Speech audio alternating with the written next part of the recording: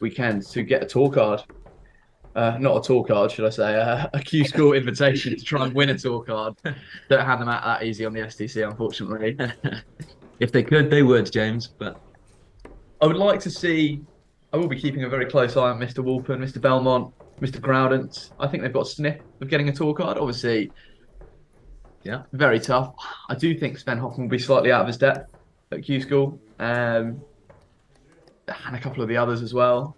But we'll see. Maybe they can prove me wrong, and all four of them can come away with tour cards. well, those who've been keeping a close eye on the early rounds of the World Championship of Darts, which obviously started on Thursday this week, may be slightly underwhelmed with some of the standard they've seen in some of those games, and may think that the likes of Alpen and Groudens wouldn't be too much out of their depth against some of those players who have obviously earned a spot in the most prestigious tournament in darts. So if those guys are able to compete on the biggest stage and are tour card holders in some instances, there's no reason why gentlemen you see here today competing couldn't also join them.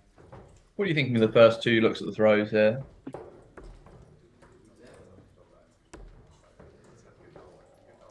Yeah, slightly contrasting throws, I'd say, James. Obviously, the first time I've seen either of these two players in SDC Tour events.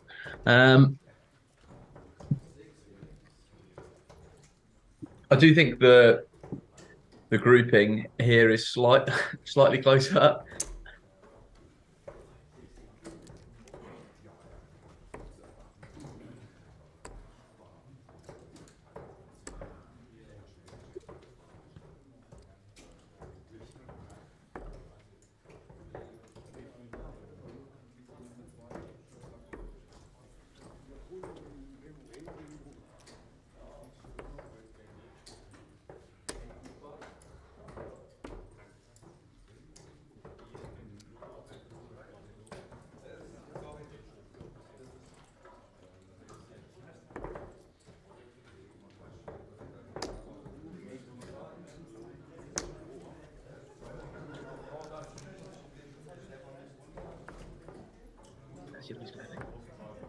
No, I think Maurizio's throw.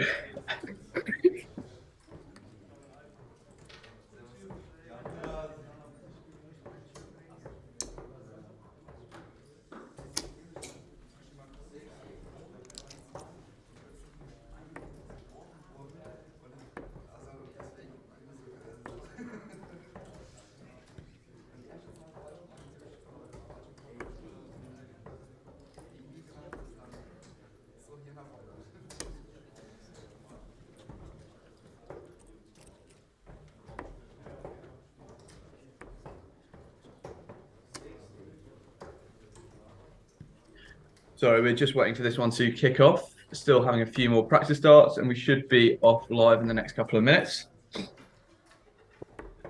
So this man here looks like a Swiss Ian White, sorry. Confusing two darts players there, James. Yeah, his dart shirt is certainly reminiscent of an Ian White special, isn't it? All blue there. Maybe it is Ian White because he's not got into the Worlds. Maybe, yeah.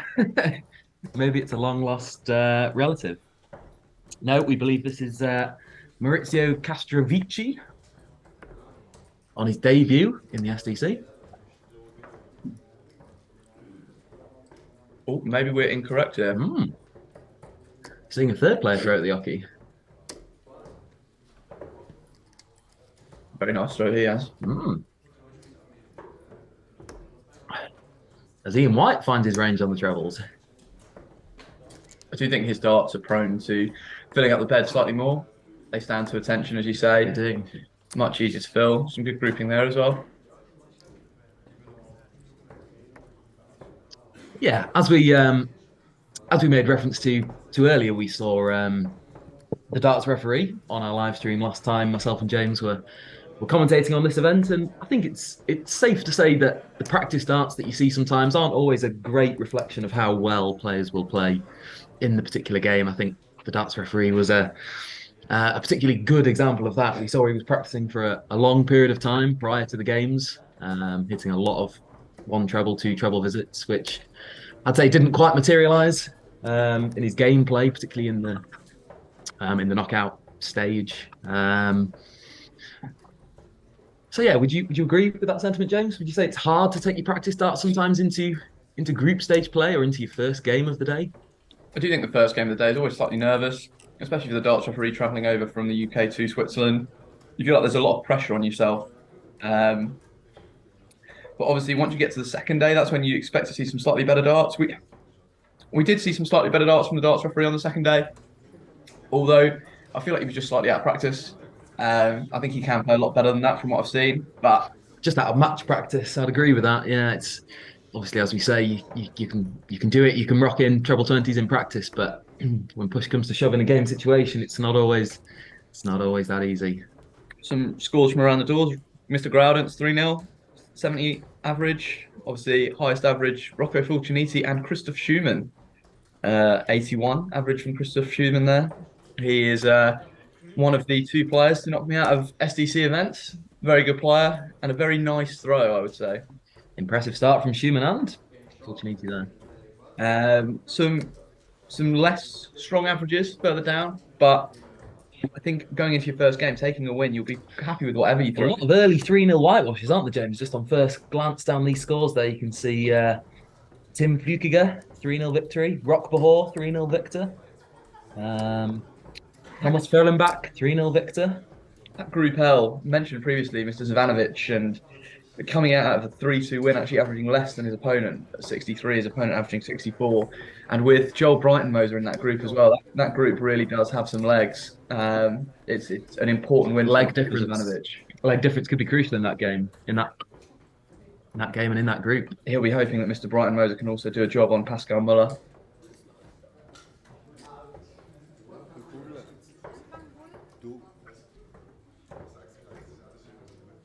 Yesterday's semi-finalist, Connor Steiger with a 3-0 win. Daniel von Almen, who you might have seen last week, with a 3-0 win. My namesake, Stephen Wilkinson, with a 66 average, 3-0 win. Higher than you could ever dream of, James. I think that's entirely true. Impressive stuff from Mr. Wilkinson. So we've just seen the bull off there between Simone Eichhorn and Maurizio Castrovinci. It's Maurizio's throw first. What's your early thoughts on this game, James? Would you like to put a score prediction on the line here? I think the grouping of Maurizio Castrovinci is slightly tighter, so I do think that he will come through this one. I think Simone will be hoping that she can put in a good account here. If she can stay with him and get pokes at doubles, as we've said, like it can get nervy in these games. Yeah. So I do hope Simone can put in a good showing here. We've obviously had previously Angela Herriger, who has been another female participant, and with the strong performance Lisa Ashton put in yesterday, it would be nice to see a woman go quite far in the SDC. The one player that we did forget, Mr. Fellman's back. So I think he will now be looking for a good run. He's not managed to secure that Q School participation yet. So he'll be looking for a win today outright to do that. Also as well, we've got the likes of Lucas Dalman. He's into a last leg decider in his first game. Very strong player as well. And someone that I think has had quite a tough draw so far is Frida Lang. He's a strong, can average well above 70. Yeah. He's had some tough draws so far, and I think he'll be hoping for a little run as well. Averaging 75 after one leg there, I can see, yeah. Yeah, he was one that I when I played in the SDC got very nervous playing him because it came down to a deciding match against Frida, and he threw some very, very strong darts. And it was one of those that if I took out a 48 and a 64 or so, and if those hadn't have gone, I think I would have been taken to the cleaners 3-0 by Mr. Lang. So I do hope he can have a good run today. Interesting comment. Sometimes the perception is more important than the actual darts, isn't it? If a player appears confident, if a player throws in a confident fashion, that can really make the difference, can't it, to the psychology of a game sometimes. That's what I mentioned previously about Mr. Fulciniti. I think his presence at the Oki, I think you get not intimidated, but I think the fact that he owns the Oki when he throws, he's a very steady player, and you know that you're not going to get 3 straight darts, and you know that you're going to have to put in a ton 40 to even just stay with him. Yeah. His presence certainly exacerbates the quality of his throw, doesn't it? Very tight leg here. Bang equal at 2-1-5 apiece.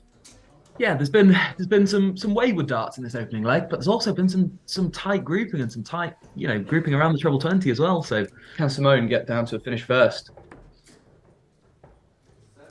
first dart, Very good grouping here. as we said, tight grouping with the first two darts, but won't be disappointed with three big numbers there, I don't think. No, I don't think so either. As Maurizio, again, three straight numbers, good tight grouping towards the business end of this opening leg. Simone will be thinking three big numbers, but unfortunately spraying with the first one and the second. There's slightly too much of a lean on the throw, and I think that because it's not very easy to repeat the throw. I think it then makes it very, very tough. Whereas you look at Maurizio's throw here, it's purely just that arm movement, which is what you want to have. Yeah, throw. There's no. You compare bodily movement between the two of them, and there is a big difference. But a dart seemed to enter the board straight. A release obviously is coming out in a straight line, which is good to see. Great first dart. Tops. So tens won't want to go inside. A very safe dart. Professional miss there on the outside. Yeah, with Simone looking at a difficult 99 shot here. Need a treble 20. Yeah. Only a treble would apply pressure and doesn't find a treble. Good maths, but slightly, unfortunately, the darts couldn't execute. Well, if he goes inside here. Yeah, Maurizio won't want to leave five coming back. Ooh, nicely pins double five. The dart in hand there. Little wry smile and fist bump in the background there. Probably both laughing off some nervy opening darts, I'd say. Blowing away the tension in this opening game. Simone's got the throw here now, so she'll be thinking if she can throw some straight darts, get a dart at double. Yeah. I think when you get a dart at double, anything can happen. I think with three in hand as well, it just eases your confidence, doesn't it? Sometimes, that 99 checkout that Simone was sat on in the last leg, if she did get a dart, it would be, well, I dare say it'd probably be a nervy dart at whatever double she would have left. But having three in hand just sort of settles you a little bit down, doesn't it? Yeah, I agree. She's not been as straight as she has this leg so far as she was in the last leg. I think she threw very steadily in the last leg with a couple of 60s, a couple of trebles. That's a perfect first dart from Maurizio, but just drops low on the second. Ooh. And sprays to the right with the third.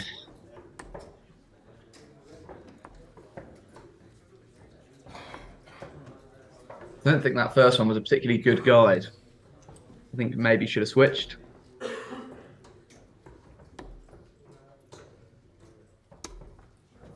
Releases from a very high point, doesn't he, James? One thing I have noticed about Maurizio's throw, he seems to pull the dart back above his eye level, which is quite an unusual trait for a darts player, isn't it? Generally players release from an eye height or even slightly lower than their eye, but Maurizio really seems to pull the dart up above his eye line, as though. I think it does make it much more difficult trying to throw it from above you. You can't really work out how far you're throwing or kind of even the line you're throwing in because you can't see the release of your hand. Yeah. Although I will say, I remember a friend at university used to say, it's palm to elbow is how you should throw the dart, keeping that 90-degree angle and then go palm to elbow. And that's what he does very well. Just that palm to elbow slightly too high. He certainly has a good 90-degree sort of angle of release, doesn't he, between his... This is what I'm saying with Simone as well. You can see that there's not that 90-degree angle on, and there's no palm to elbow. Palm to elbow. Didn't think that would be the advice of the day, but there we go. It's working well for Maurizio Castrovinci at the moment.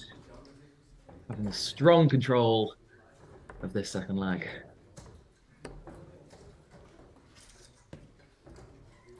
Both players will really need to up this to have a chance against Rocco.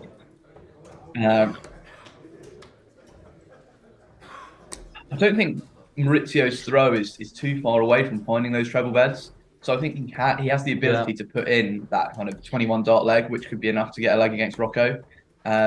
He's been a little bit all or nothing, I'd say, Maurizio. He's either hit, tons or tightly grouped 60s or sort of really wild 25, 26, 29 scores, which, he'd like a little bit more consistency, I think, from his opening two legs. if he can finish the job here on Simone, I do think it'll be a very close game between Mirko and Maurizio to Yeah. decide who's going to get through the group. And I Yeah. think that's when you really see how good a player is when coming with nerves in that game that you know is going to be the game to decide the group. Yeah, you feel as though that might be. Oh, as he's looking at double 19 here. 19 here. Ooh. Slightly unsure as to why he didn't split that. I think with Simone not on a finish, Yeah. maybe just trying to impress all you guys on on the YouTube live stream. Wants that highest live stream of the day, but certainly sees the funny side of it in the background there. Does he pin this? I think he does. I think his confidence, that cheeky smile. Oh, another bounce out there. Oh, These are very wayward darts here. Just get the impression he lost a little bit of focus there, perhaps. He was obviously wasn't too impressed with his dart at double 19 on the previous combination shot from 98. Slightly surprised he went to Bit of pressure here from Simone.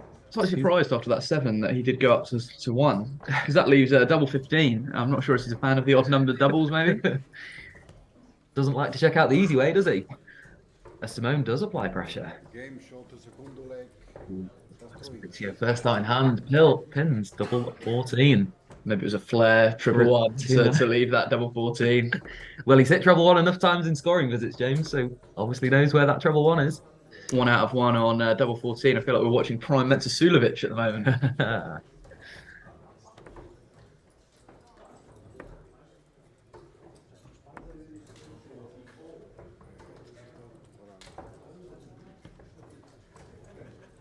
Simone will just really be hoping for a dart at double here, won't she? Just a slight opening in this game is what she'll be really hoping for. You can see Mirko Milic watching in the background there. What do you think he'll be thinking right now? I think he'll be feeling quite confident watching this game.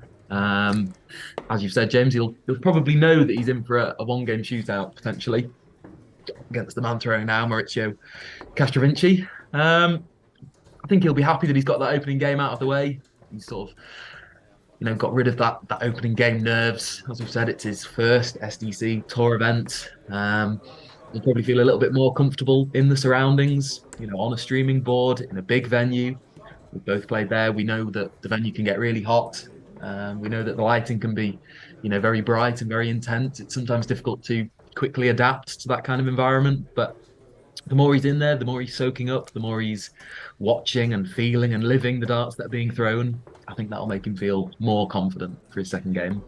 So you yourself have come through a match where you had to get to win in the group when you were with Marcel Wolpen. Yeah. You came through a deciding match where the winner of the game came through and got into the knockouts. How did you feel? Obviously, coming through that one, it was you ended up with a 3-0 win, and quite ironic because on the first day you got absolutely blown away, but second day you threw really well. Yeah, it focuses your mind as much as anything. I think we can all maybe lose close games and feel disappointed about those, but I think when you know the occasion on a particular game, whether that's going through the group or going home, I think it really focuses your mind to just focus on the basics, throwing the big numbers, taking out the the doubles when you've got 2 darts in hand, 3 darts in hand, really composing yourself to hit those clinical moments, which I think in the particular game you're making reference to was the deciding factor between the two players. I showed the composure and hit the big numbers at the right times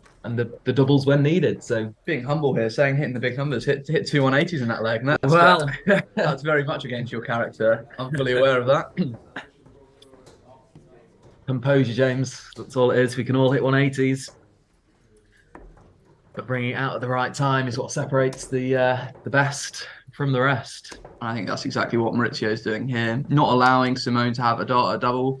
Standing there, I think in darts, I think the worst thing playing a game of darts is when you're standing at the back, feeling helpless, that if they pin the double, you've lost the game. You don't want to have that feeling. You want to take that out of the game. You want the game to be in your hands, as you said. No worse feeling than not having control in a game of darts. When the opponent is just beyond your reach in scoring capacity and in doubling accuracy as well. But a wild visit there from Maurizio, missing the board, and Simone does the same. Great last start. A very composed last start. Both players seeing the funny side. Played in a good spirit this opening game, isn't it? Seen lots of laughs from Maurizio We here. have, yeah. Again, channeling that Ian White spirit, the old Joker. I wonder if he'll be dropping us a dab at the end of the game. Maybe you can request that in the comment section if you'd like to see Maurizio dab in celebration here. Might save that for his knockout antics, perhaps. Tell you what, I think we wouldn't look past Simone to level up the score here. Mm. And she's going to have the throw in the next leg, and you definitely do not want to take it to a deciding leg. Been 30 darts thrown from each player, and neither's left to finish at this point. But what can we do? Slightly frustrated Simone there. Can we see a huge check out here from Mr. Castrovinci? I really hope he's not going for single 20 with that first, James. Oh, double 3. Something's tickled him here. I'm wondering if it's fellow Italian Rocco on the scoreboard. Possibly, yeah.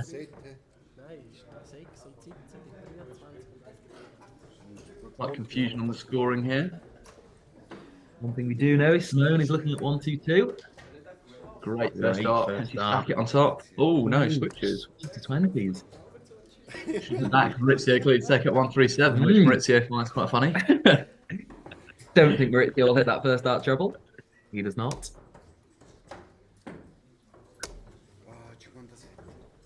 Does bring a certain characteristic to the game, Maurizio here. I think he will become a fan favourite if he continues to play. Great first start, double 16. Slight confusion. I wonder if Simone knew. Great check out there, 83.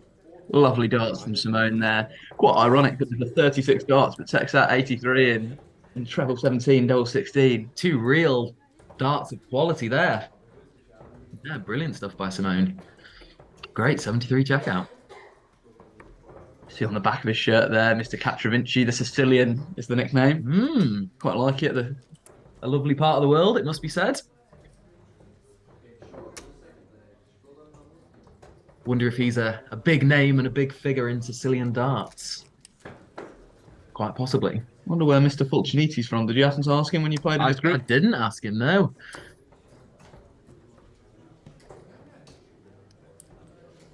Wonder if he's travelled all the way from Italy to be here today, or whether he's a native resident in Switzerland these days. We'll try and find all these answers out from you, or from Mr. Inhelder later in the piece. He is not playing today, so lucky for all the viewers, we don't have to see any 18 averages.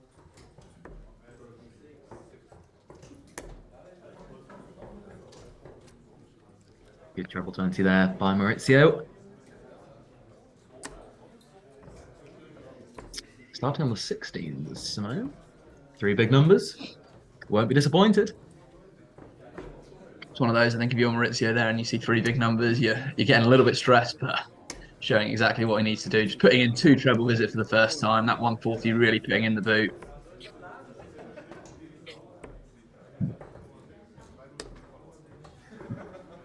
I do think in this game that the leg difference shouldn't make too much difference. I think it will come down to that game between Mirko and Maurizio as to who qualifies in that second place spot, and for either of them to make their first appearance in the SDC knockout stages.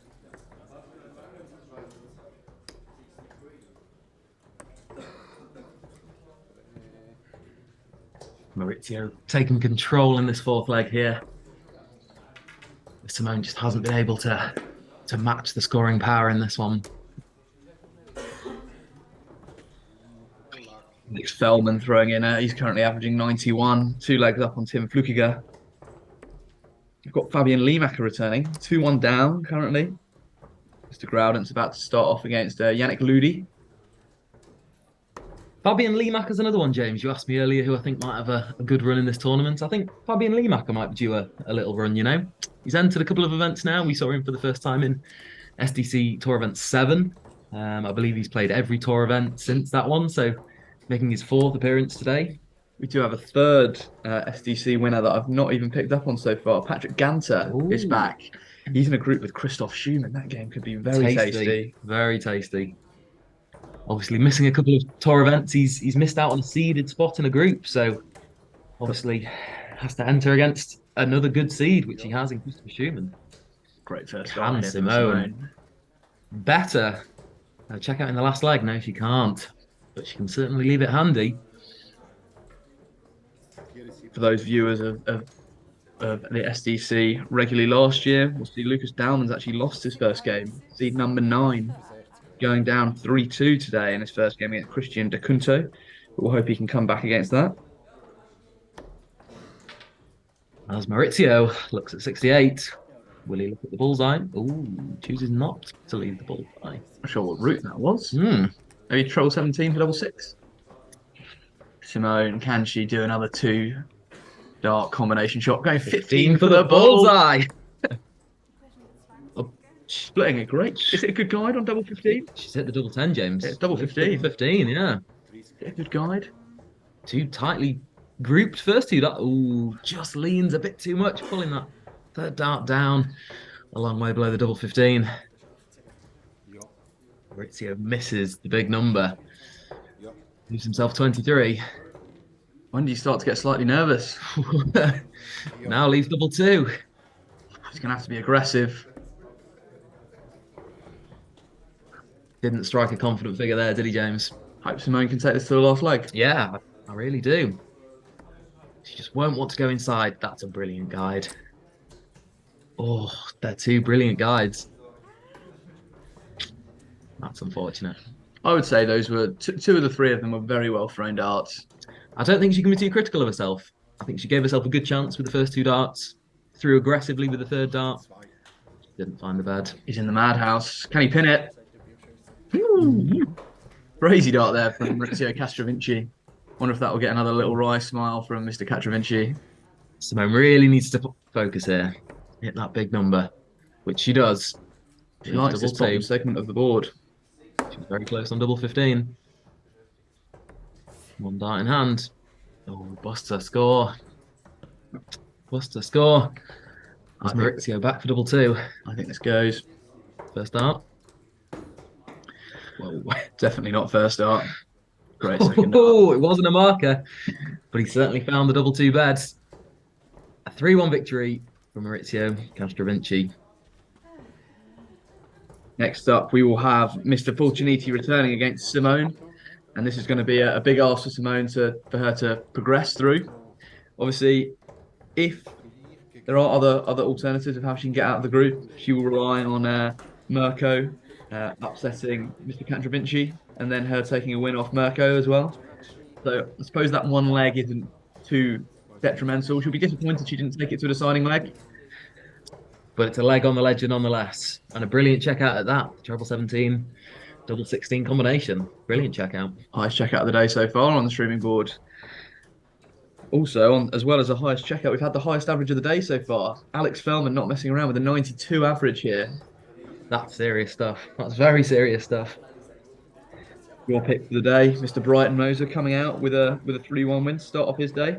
You'll be happy with that, 65 average, very solid. Yeah, he'll be pleased with that. Breeder Lang as well, mentioned him previously, did come through 3-0. 69 average for him. We'll keep you up to date on these scores from around the board. Mr. Groudon's throwing in a 13-dart leg on his throw there. That is some serious arrows. Yannick Ludi averaging 69. Wonder what's hit him. I heard a great statistic last night, James, about the World Championship of Darts. That prior to yesterday's play, there's only been 1 12-darter in the competition so far. That's been our best leg of darts in the World Championship so far. So Jochen Groudon's doing his best to rival, world-class darts from our opening few days at the Palace. I do think Jochen Groudon, scoring-wise, is as good as not I say any professional. That's not true, but he's as good as a large number of the professionals out there. What Jochen Groudon lacks is checking out at the right time. There's been a few games against Walpen or whatever where he's just had a couple of darts at double, and you see 3, 4, 5, 6 missed against some of the players. Obviously, you can get away with it against Marcel Walpen, Stefan Belmont. Yep. He certainly got away with it against Sven Hoffman yesterday. We were keeping an eye on the final, weren't we, yesterday, between Groudon's and Sven Hoffman. Obviously, Groudon's coming through that game. I don't think he was at his best. I think it'd be fair to say there were certainly starts from both players, but good enough in the end. I think Sven Hoffman will be proud of his achievements yesterday. I think his he took it to 6-4. Obviously, that's only one breaker throw. I think in that last leg as well, Groudon showed his quality, putting in a very steady dart leg. But yeah, we'll see how he can get on today. I still can't look past him. Christoph Schumann and Patrick Ganser getting underway as well. One leg all in that one. Both averaging over 75 at the moment.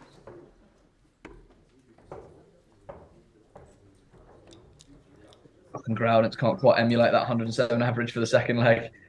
But goes 2-0 up on Yannick Ludi.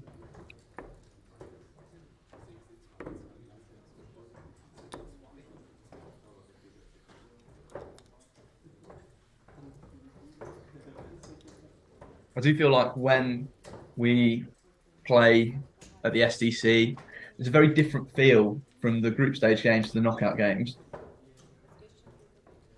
That is true. Obviously, half the number of participants are playing in the knockout as opposed to the group stages.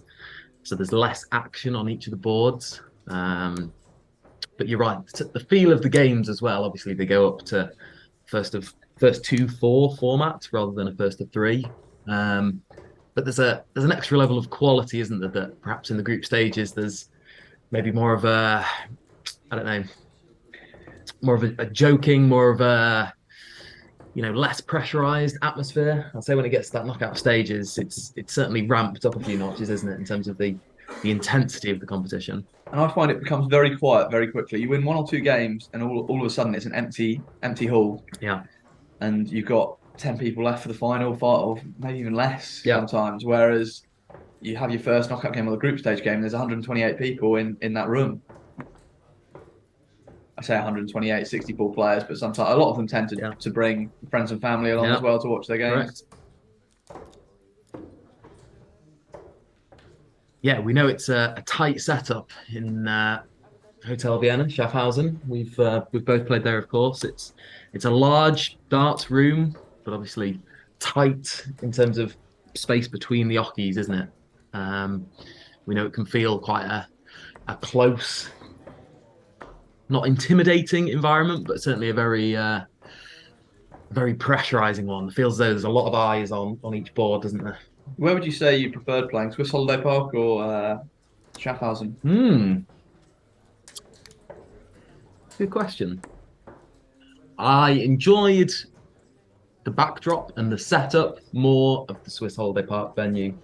I think obviously Schaffhausen is sort of the home of Swiss darts, or certainly the origins. Steel tip darts. Schaffhausen is the origin of where the SDC was formed. But I think the level of professionalism that they brought to the different venue, the Holiday Park venue, was excellent. The room itself was well laid out, well prepared. There were large screens, which was an added feature that we haven't seen in Schaffhausen. I think even from a non-playing point of view, myself and James even just noted on the professionalism of the commentary box and the setup for all the scorers, all the announcers, all the commentators. So I think all in, it was a more professional setup at Swiss Holiday Park, but taking nothing away from the beautiful setup in Schaffhausen. No, I agree. I think my choice would also be Swiss Holiday Park. I think the setting itself and the backdrop was unbelievable. And I would like to add as well, obviously we're from England. Anyone can enter these tournaments. So please do reach out to Mark in Helder or Lauren Fent, who can help you get in. The one thing is, obviously, with these tournaments is to guarantee a spot, you do have to have a tour card. But you're also more than welcome to try and enter if there's not a full field, which today there isn't. But last week, for example, in Lucerne, I think there was a full field. Starting the game off there with the bullseye for Mr. Fortuniti and the pull-up. We've seen 2 out of 3. We have. My last word on that, James, would be they're both very accessible people, Mr. Inhelder and and Lauren Fent. You can reach out to them on social media, on Instagram, on YouTube. There's several channels, obviously on their website as well, that you can get in touch with these guys. So don't be afraid of popping them a message on any one of those particular channels. No, exactly. And Mr. Inhelder is even coming over for the semi-finals of the Ali Pali on the 2nd and 3rd. Yeah. So if you're from England and want to drop him a message, please let him know. Great start here from Fulciniti again. Picking up where he left off in that opening game. One thing I have noticed is with these new New early darts, his comes. scoring is slightly higher. Unlucky bounce out there from Simone. Very rare you get two Italians in the same group. Obviously, as mentioned previously, there is a wide number of nations participating in the SDC events, although it is located in Switzerland. Obviously, as mentioned previously, Serbia, Italy, England, Germany, Switzerland, even had Austria in the past as well. There is Mr. Inhelder in the background himself. Yeah. Speaking to Maurizio Castronovinci. Maybe asking how he picked up that tan. Maybe asking for some advice on his dress sense. Maybe asking for a replica shirt, perhaps. What a 171 there from Mr. Fulciniti to lead tops. After 15 darts as well.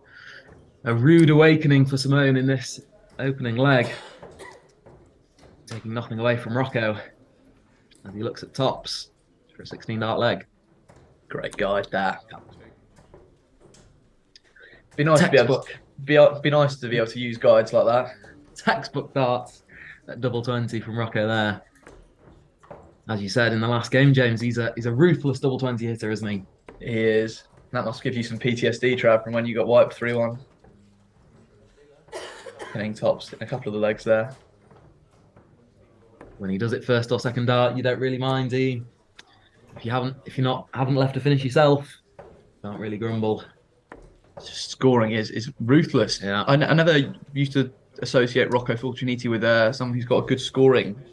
Now, very good on his doubles, very assertive.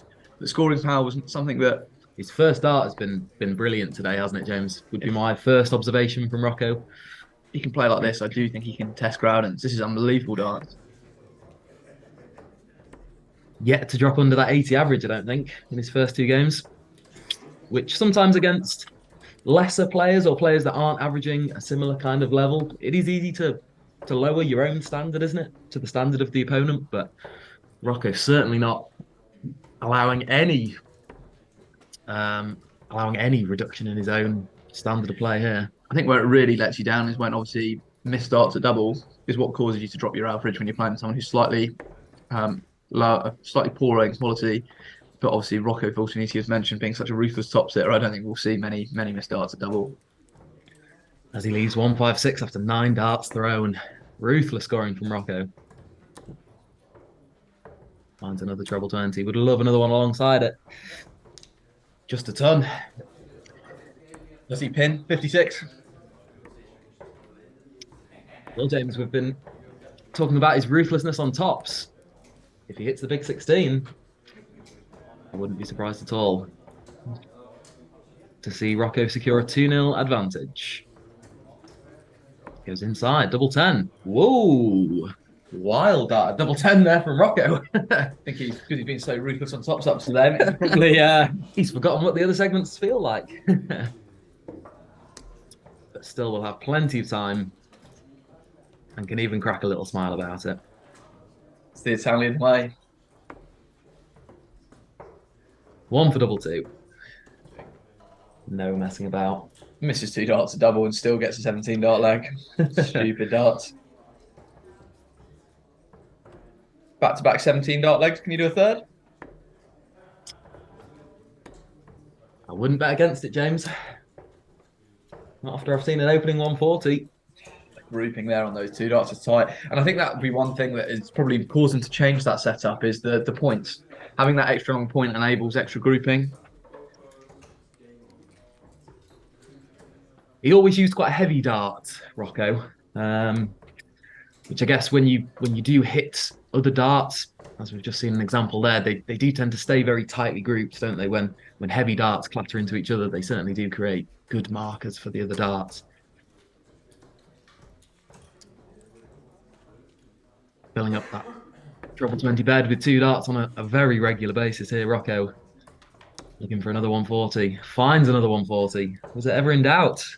Could this be an above 90 average here? To do that, you'd think you'd need to check this 81 in possibly 3 or 4 darts, which would you bet against may it? all be decided on whether this first dart of treble 19 is hit. Let's see. He's probably got about 6 actually to get above a 90 average. I don't think he can quite get above the 10 average. Will he go 12? Oh, I think he did look at 12, don't you, for the bullseye there, James? Maybe he's just pretending for the camera. Possibly.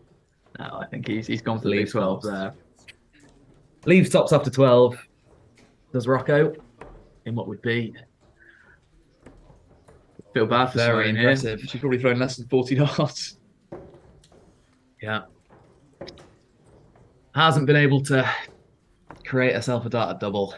Great I'm sure there's many players who wouldn't have had darts at double either against a performance like this. As Rocco secures a 3-0 victory and a 15-dart holder throw to win the game. Slightly lower than Alex Fellman's 92 average, but I don't think he'll be too disappointed. Certainly won't be disappointed. That was a very impressive performance from Rocco Fulciniti. As we'll be back in a couple of minutes.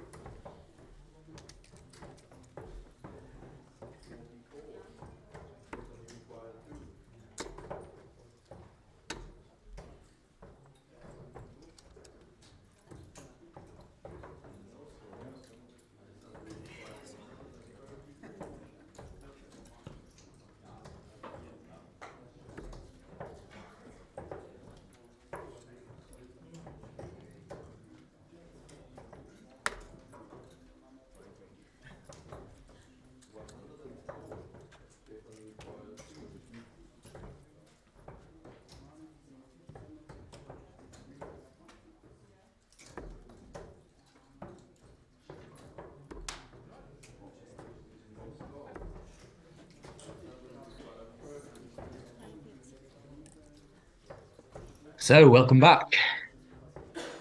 As we see Maurizio Castrovinci versus Mirko Maluch in what could be a crucial game in this Group B live stream board.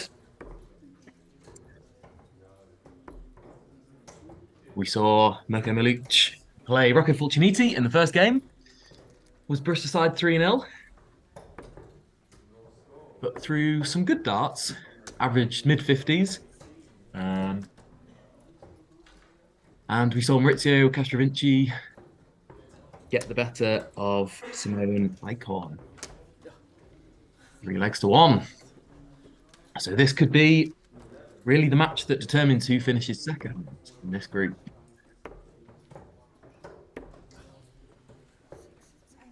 Maurizio having the advantage of throw in the first leg, which could be crucial if it goes all the way to a 5-leg decider. Neither player hitting their straps quite yet, it'd be fair to say. Maurizio scoring only 100 points after 12 darts, which seemed to be quite characteristic from his first game performance. He certainly threw some wild darts, but again, as we see with the treble 20 there, he did find some good treble 20s as well. So, as we say, a little bit all or nothing from Maurizio, but maybe a little bit more consistency from this man here, Mirko Maluch.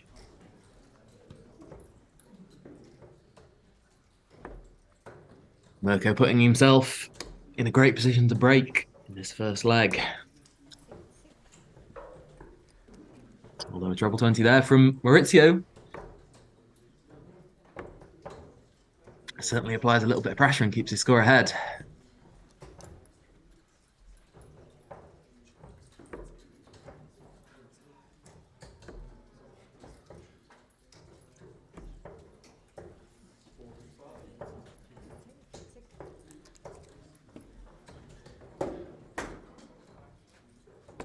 Starting on the 19s from 205. Ooh, hits 95. Good setup from Mirko Maluch. Finding his trebles at the right time there. Maurizio will need to reply in kind. What can he do? Oh, sprays with the first and second dart. Not the visit he'd be looking for there. Leaves a very big ask and a very big finish. Mirko Maluch might look at the 18s here. Ooh, sprays down into 13. 53 scored. He'll be back for a 2-darter. Unless Maurizio can do the impossible, which he can't.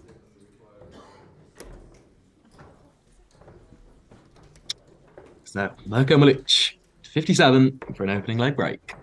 There's the 17. Inside on tops. Whoa! And an absolute flyer going for double 10 into single 13. Wow, he will not want to relive that. So from comfortable favourite to perhaps a 50-50 leg, as Castrovinci sat on 109.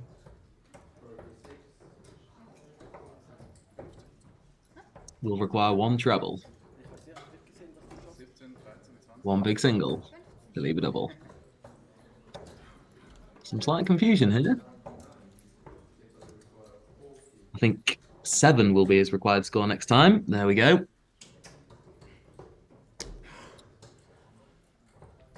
Richie really needs to hit a treble here. Doesn't find a treble. So Mirko coming back. 7 doesn't hit the big number. A real crime in that situation. When your opponent's some way behind, needing the single for the double combination. But misses.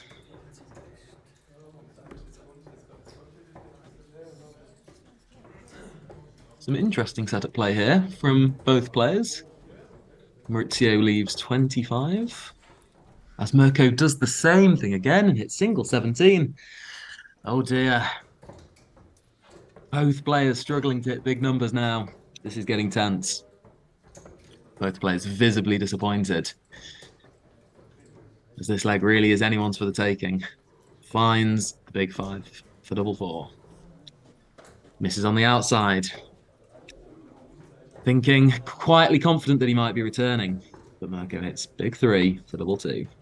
Oh, but goes inside double 2. Busts it on single 15 this time. Real lack of composure by both players here on the outer ring and on the big numbers.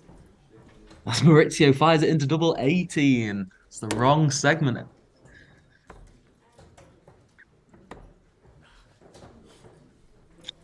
Again, another familiar story. Mirko Malic busts his score again. As does Maurizio. Quite some opening leg here in this game. Still anyone's for the taking. Oh, Mirko Malic only requires 2 darts on that visit. 3 double 2. You can see the celebration in the background. It may not be for Mirko, but he'll be smiling on the inside. A break of throw in the opening leg. Wasn't pretty, but it got the job done. Both players will be disappointed there. Disappointed with the lack of composure shown. Hopefully looking to push those memories to one side and concentrate on the scoring section of this leg now.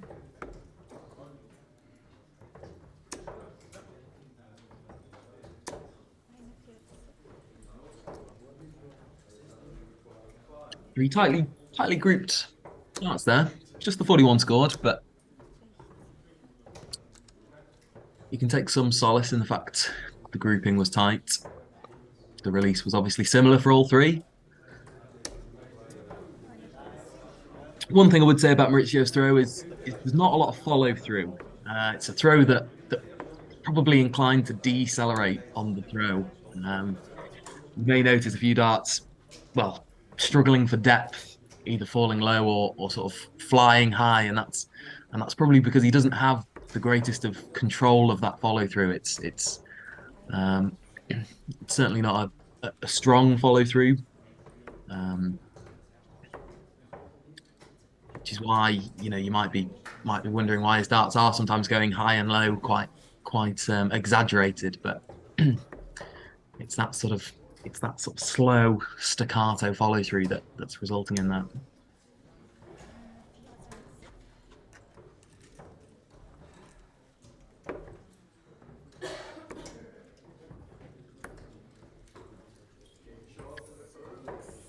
Slightly fortunate treble 12 there from Mirko Malic.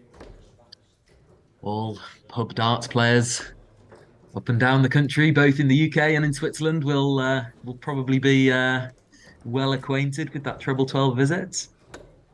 It's not a nice feeling when it goes in, but you take the points nonetheless. I'm sure it's happened to you or happened against you. A wry smile, we brush it off. There's both players in a similar position here. Ooh, great treble 20 there by Maurizio to keep his nose in front in this second leg and break back. But here comes Mirko Malic. 85, still a strong score. It's Maurizio. Ooh. Needed another treble to secure himself a dart at double. Again, slightly confusing why he'd stay on the 19s there. Wouldn't have left a finish, but perhaps a dart for treble 16, perhaps, he's pulled slightly low. But still, he'll be pleased with that score. Coming back for a 2-darter next time if Mirko Malic looks at 20 with a bullseye. Oh, doesn't find the big 20.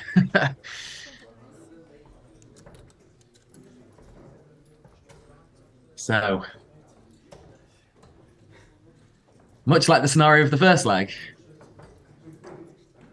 both players back for some rather unusual 2-dart combinations. Maurizio Castrovici for 31. This is the first big number, but now looks at double 8 on the outside wire. Again, seems to be some slight confusion over the scoring. Look happy, 52 required. Ooh, flirts with the treble 20 there. That'll have set his heart racing for a second. Does not find double 16. So Maurizio for double 8 to break straight back. Oh. Fires it high again into single 11. We'll be disappointed. So Mirko for a 2-0 advantage. 3 darts in hand. Finds double 8. Another double 8 required. Oh. So both players on double 8. He'll blink first.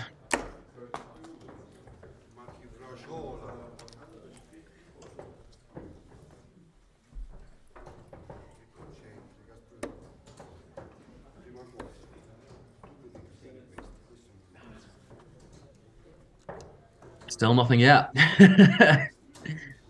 Perhaps some gesturing about his vision. He certainly hasn't been seeing the outer portion of the ring too clearly. Again, another poor dart. Second dart in hand there to bust his score. You'd have to say Mirko looks more likely here on the outer ring. Hits the wrong double again, double 11. To remind everyone, both players are on double 8. Maurizio across the board for double 4. Inside. She'll leave him double 2 if he returns.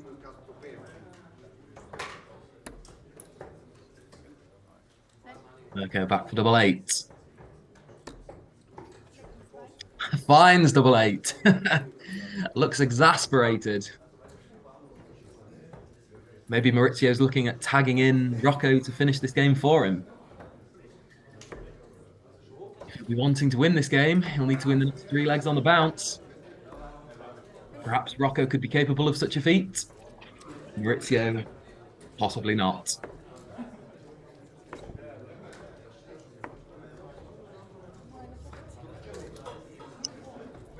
Scrappy affair.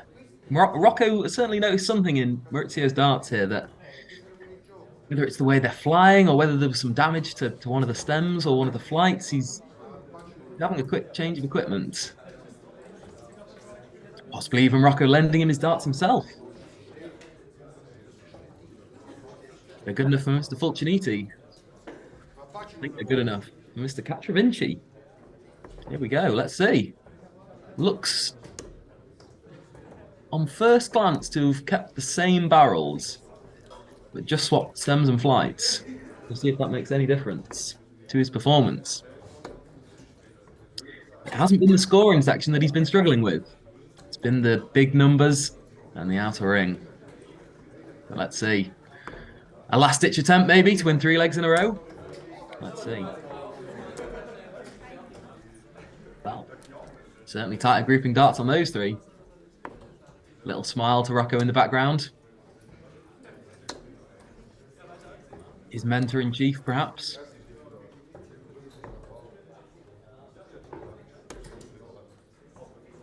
Really has channeled his inner Rocco Fulciniti here. Hitting another treble 20. Joined by James again. He's been watching from afar this game. Apologies for the delay. I've only come back in this 3rd leg and seen Maurizio Castravinci throwing treble after treble, so I'm slightly confused as to how the score is what it is. Well, let me tell you, Maurizio will not be watching his highlights from this game, James. Oh, There's no. been an assortment of missed big numbers, an assortment of missed doubles. It's been a scrappy affair.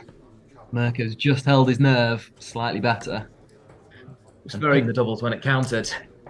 Mirko looks very calm. Very relaxed as well. He's just shown that bit more composure. Maurizio's been a little bit happy, a little bit jolly, a little bit smiley. Perhaps his concentration has been not at 100% on the outer ring. That's what we thoroughly loved though from the group stage games, is that smiley, happy We do, yeah. Castravinci. It's the way we like to see the game played, isn't it? Good spirits. If you can't smile while you're playing, then why are you playing the game? Maurizio looks in a great position in this leg after the little switch of equipment. He's left 70 after 21 darts. Would really love a first dart check out here, just to settle all those doubling demons that he's had. Big 19 here for tops. Comes back with 3 in hand. 3 in hand, yeah. with the way his darts sit, you'd say tops is looking good. You would, yeah. He hasn't had much of a chance at tops, James. He's been scratching around the lower doubles, double 2, double 16, double 4. He's been all over the board, it would be fair to say. Treble 16 was very nice for him. Let's have a look. What can he do at double 20? Pulls it extremely low into big single 1. Won't be happy with those 3, but they've been much the tale of this game. That bull 20 bull attempt there. Outrageous from Mr. Perhaps. Mr. Milic.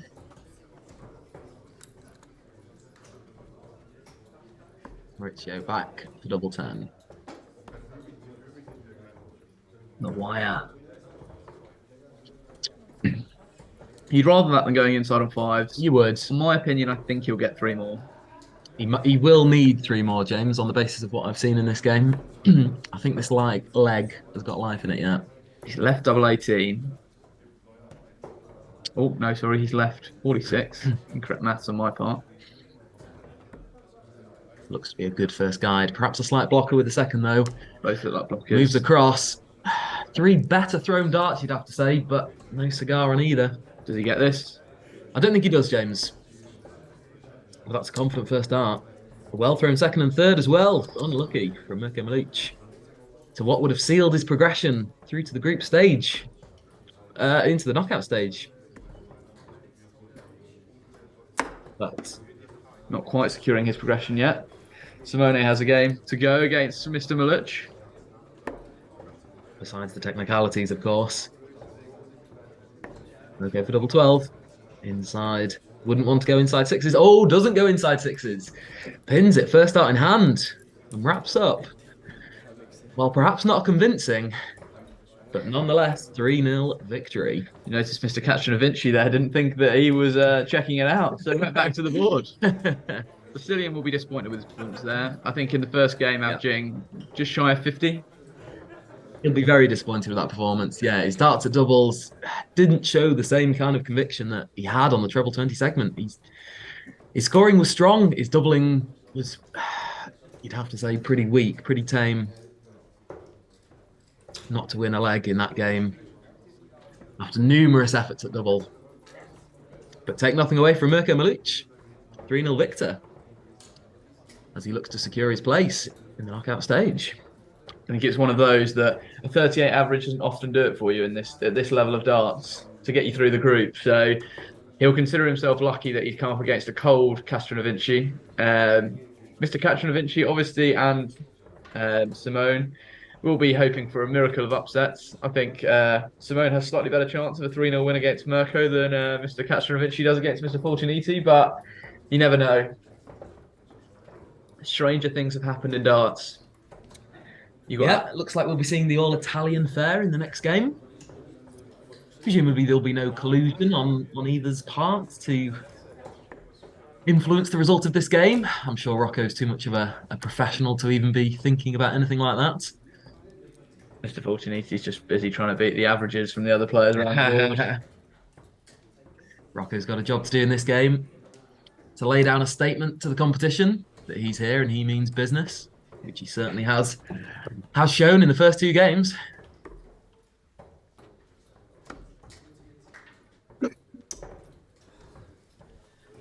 Vinci playing 2 games back-to-back, which may prove helpful for him. He's obviously had a long game there. He's thrown a lot of darts in that game. We'll see if that extended bit of practice from the previous game can transfer into some better quality darts in this one. Let's see. Rocco for the 3rd time today, throwing first.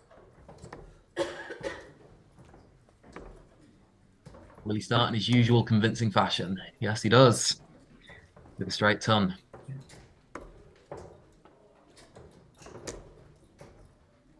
Patrick Ganter earlier beating Christoph Schumann with an 81 average. Very strong that is, 3-1.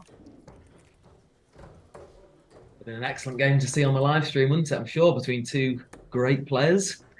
Lucas Dahlmann relying on a victory against Manuel Herzog, a player who you defeated 3-0 to qualify in SDT Tour event number 4. Some great performances as well, going slightly under the radar from Mika Flukiger. winning first 2 games with a 76 average and a 66 average. Mr. Fellman already the first player through with 3 wins. Very strong from Mr. Fellman today. 92 averages to go alongside the 79 and 74. Oh, we're in a group of Mr. Fellman of 3 players. So Mr. Fellman has actually won 4 games, all 3-0. Group H, all results coming 3-0 to one way or another. No wonder the games have been happening so quickly today around the SDC. There's been a lot of 3-0 victors. We've seen a fair few 3-0 results in our streaming board as well. Certainly flying through the games here and flying through the games in some other groups as well. Popular figure around the ground, Edis Ibrahimoyski needs to pick up a win against Jacob Dowman to qualify. Will that be a winner goes through tussle in that one, James? Will indeed. It all depends on the outcome of Jacob Dowman's game against Jury Bar first, but looks like that will be deciding it.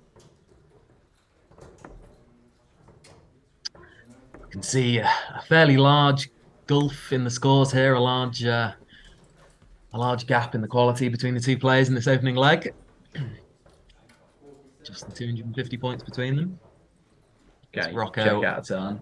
I think this goes, James. Oh, Rocco thought it was in as well. Rocco, Get back. That's cheeky. Get back, young man. Needs to recompose as he looks at double 10. Oh, recomposes nicely. Was it ever in doubt? Maurizio coming into this game wondering what's hit him. Overtaking Simone Icon as the highest checkout on our live stream board today. That 100 from Rocco Fulciniti. That's 3 to get outshot. Mr. Zivanovic coming through against Joel Brighton-Moser. 3-1 with a 69 average from Mr. Zivanovic. Very strong darts. Yep. Joel will be slightly disappointed not playing what he can. Yeah. With a 58 average. He's a very reliable player, isn't he, Alexander? Very steady player. As I say, a regular in the knockout portion of these events. Great opportunity for Frida Lang to qualify for the first time. He's through. Will play. He'll be fighting for that top spot against my namesake, Mr. Wilkinson. Rocco first start in the treble 20 section again. Ooh, will be disappointed. Spray into the single 1. For those who watched the darts referee last week, Daniel von Almen also through. 3 wins. We can see that our suspicions were correct in that last game, that Rocco did lend his stems and flights to Maurizio Castrovinci. We can now see they're firmly back on Rocco's own darts, as Maurizio's been handed his old equipment back. Trying to have a look to see what the issue is. Yeah, it looks to be the stiffer plastic and stiffer stem combinations. You're a fan of that dart type. Yeah, I've experimented with that setup myself. They do fly differently through the air to the setup that Rocco's using, the more traditional, longer sort of super grip stems. They do fly differently. Whether it'd make a real tangible difference is difficult to say. I suppose it's just what you're comfortable with at the time. If they're not landing comfortably, if they're not flying comfortably through the air, if there's perhaps slight damage to one of those stems or flights, then Rocco doing the good thing and letting him switch. Surprised about this route. Treble 18 for double 16. The little Rob Cross route, you may remember. Finds the 2 treble 18s. This would be the biggest checkout of the day so far. Ooh. Clenches his lips, Mr. Fulciniti, as he wires double 16. This is the best I've seen Rocco play. And it's not even just the manner in which he's playing this game. Obviously, he could come back with a lower average come the end of this game. But the one thing I will say is all 3 games have been very steady. It's sustained quality from Rocco, isn't it? Every leg he's been down after 15 darts. There's been next to no messing about on the outside ring. He's been hitting doubles, second, first, dart in hand every single time. I don't think he's had a leg over 18 darts so far. I have been keeping a close eye, and I'm pretty sure his worst leg is an 18 dart. His average has never dropped below 80, James. So that would not surprise me. If he can continue this into the knockout stage, I think he could seriously go far. You wonder what quality of performance will have to be required to beat him.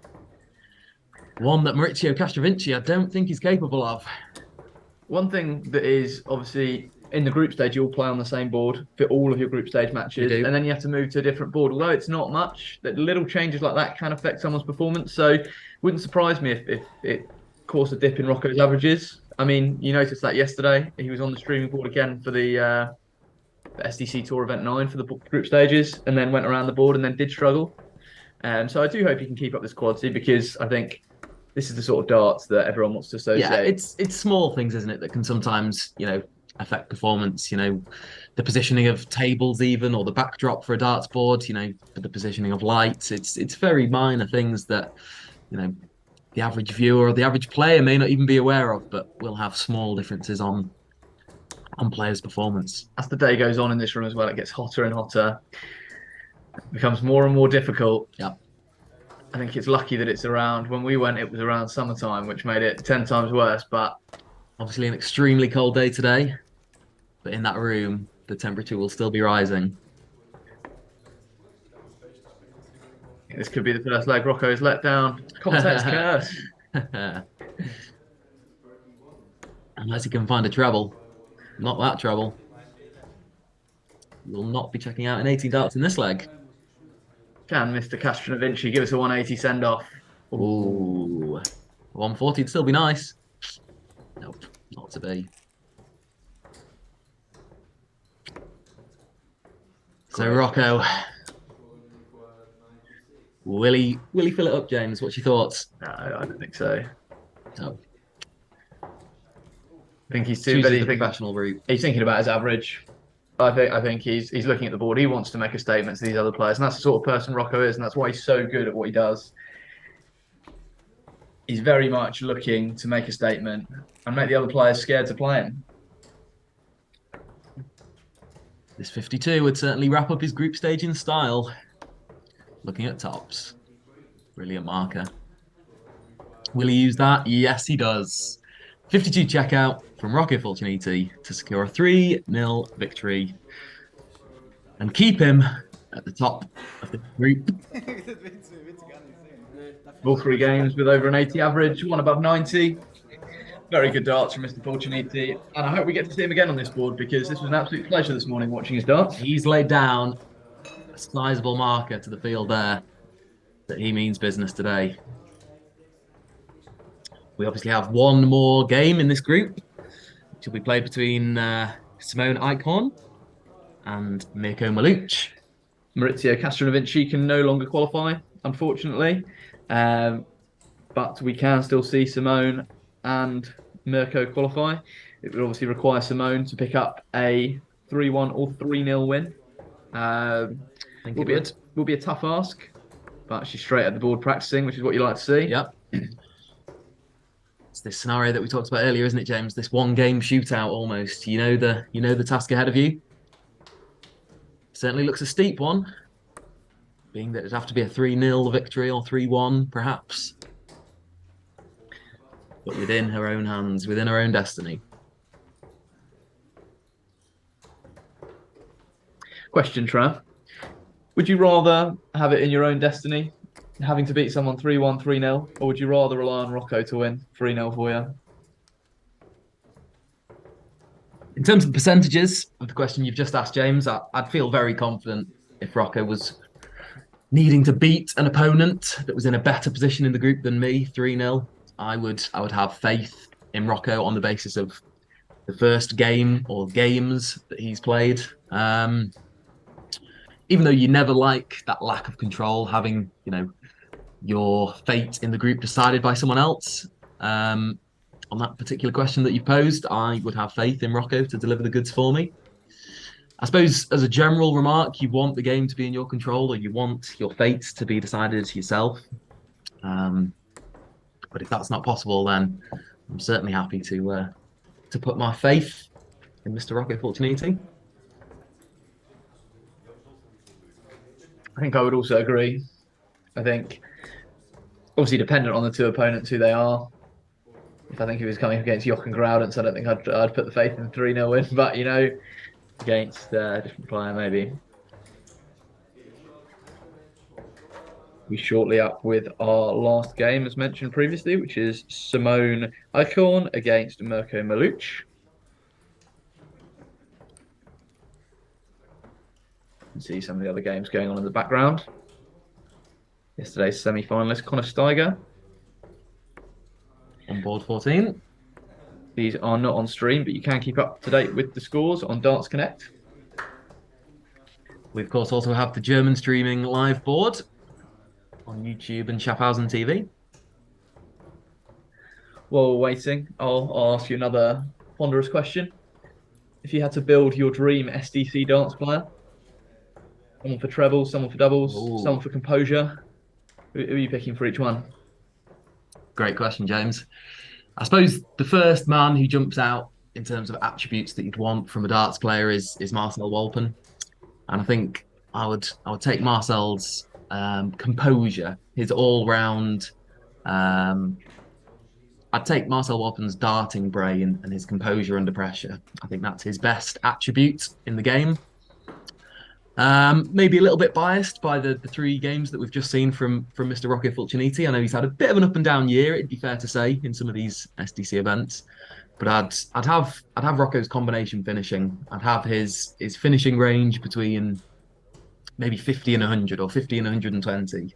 I think he's extremely reliable on those, those awkward 2-3 dart, single, double, treble, single, double combinations. So I'm picking Mr. Rocco Fulciniti for his all-round finishing ability. I'm then going to put, I think you could say several players have that raw scoring power. I'm going to build my darting character with a no-cap Jochen Groudens to be my scoring man. If I wanted someone to throw 12 darts for me to leave a double for Mr. Rocco to deliver the goods, I'd put my faith in Mr. Jochen Groudens to hit me 4 tons for Rocco to finish the job. I don't go too dissimilar. I think for composure, I can't argue that you can't go for Mr. Walpen. And I think the scoring that I've seen from Mr. Groudens, I mean, he's the only player to put in 10+ averages on the SDC. So I think you can't look past Mr. Groudens for the scoring. But what I would say, I think it's very easy after the day's games to pick Mr. Fulciniti. But I think I would go Stefan Belmont. I think he had that overall experience on the finishing. Okay, I think he was great last week. I think the fact that he was at SDC Tour event number 8 really did put pressure on Marcel Walpen. And just having that stature of someone who's done it all before, it makes it a lot harder for those players. And you don't see Marcel Walpen miss darts a double, but last week against Mr. Belmont, he did. The only one name that, sort of considering my my darting character a little bit more, I think for the character of the man is Matthias Jost. I think he deserves a mention here in terms of an all-round darting figure that I'd want to build on. He's obviously a man of great experience, a paternal figure, a daddy-like figure in the circuit. I'd want Matthias Jost for his combination shooting as well. He's sort of very similar to Rocco in that respect. I think his best element of his game is that sort of 120 downwards kind of section. He really is a ruthless finisher, isn't he? As he's shown in these knockout games when we see Matthias Jost in action. I think he's someone that would be a lot more on the radar if he played more SDC events. He obviously only plays a Sunday, and he doesn't all play every Sunday. I think he's only done about 3 or 4 events. But every time he plays, he gets to the semis or further. He's a ruthless treble hitter and a ruthless finisher. So and a much loved figure amongst the tour and in the commentary box. I remember being at SDC Tour Event 4 and we were kind of trying to pick out beforehand who we think looks like a strong darts player, just purely off appearance. And Matthias Jost, similar to Jochen Groudens, I would say, comes in a very understated t-shirt, jeans, and just very casual outfit. And you think these sort of players are just there for a bit of fun. Not Matthias Jost. Not there for fun. No, there for ruthless finishing and taking home the prize money. Yeah. He's an understated man in appearance, in demeanour, but on the hockey, his performances are ruthless. Speaking of ruthless, Mirko Maluch starting off with three visits over 80. Yeah. Advantage of throw may prove crucial in this one, as already lays down a marker in this first leg, outscoring Simone quite heavily here in the early exchanges. Does he treble. just creep in a treble there? Yeah, I think he does. This is, if he can get this first leg here, it then comes down to averages, and I think his average is already too good to beat Simone. So I do think that should he win this leg, that should be enough for Mr. Maluch. You'd think the writing's on the wall already.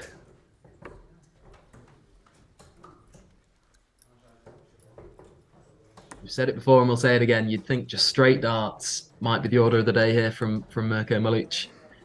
Obviously, he's been exploring that 12 segment a little bit too often for probably his own liking today. As I say that, finds just the one big number on that visit there. Not too much pressure, not too much panic at this stage. Still 200 points to the good. Should mention as well after this game that once we know all the players going through on the SDC Twitter account, they will post the draw for the knockout stages, so you can keep an eye on your favourite players. We're certainly excited to see what game will be on our live streaming board. We know that there'll be some tasty encounters for sure. Yeah, in the last 32, which will be coming up just after this game. Some slight confusion early doors here. Yeah, there's been a little bit of confusion on the scoring front. Group stage games. Hopefully not disrupting either player significantly here. Simone also having a little look into that 12 segment. Unlucky with the final dart there. Didn't quite kiss into the treble 20. Didn't, no. It's slightly unfortunate, that deflection. 18 for tops. Ooh.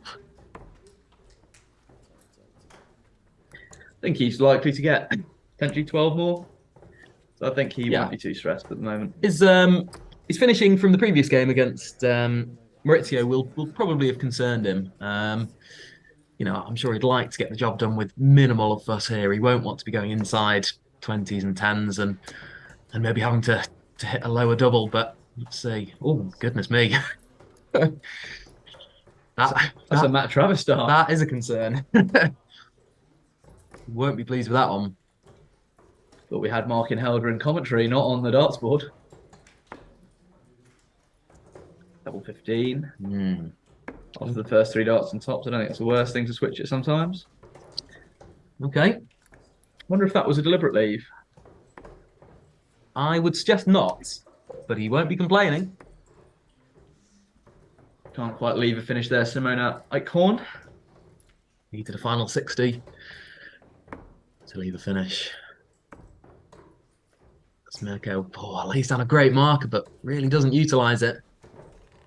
Busted score. Again, a similar pattern to that previous game against Maurizio. He really is spraying into all sorts of different segments when going for a double. It's one of those when you know you need just one leg. It's almost harder than knowing you need to win the match. Needs to focus. He's had plenty of opportunities already. And may still have more. But on to double 7, James. It's not really a double that you want to be leaving, is it, after he was on tops 12 darts ago? Could 3 straight darts as well from Simone. Yeah. Now starts getting in your head.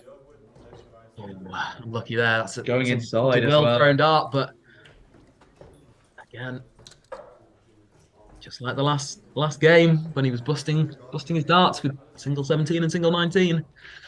He's done the same thing there. As Simone looks at 76. Will need a treble. Does not find a treble. No big numbers either. Big number. Relying on misses still, Simone. But gets her wishes granted. Mirko busts first dart in hand. 12 for the bullseye. Is she going to have a look? Ooh. Maybe opts for 10 for tops. Now might just be looking at big 12. Big 16. Leaves a double. We'll leave her a finish next time, yeah. If she returns. I think Mirko pins it here. Do you think? He hasn't looked likely, you have to say. Opts to split, but bust with the first dart. That really is criminal, isn't it? I think there you either go 6 or 10. Go in the middle. Don't risk it. Ruthless Simone Eichhorn on the doubles. Pins double 14. Double 14 must be the highest percentage hit today. I think I've seen 3 attempts at double 14, 2 pins. Simone did really well to keep her composure there, didn't she? She was 200 plus points behind at one point, but didn't give up, didn't throw darts away, kept plugging away. She threw a good steady 60, set up double 14 and executed brilliantly. Mr. Icon must be getting worried now. Yeah.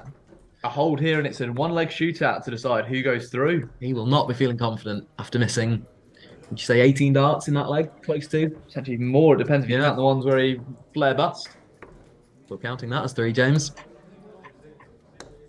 Now struggling in the scoring section as well.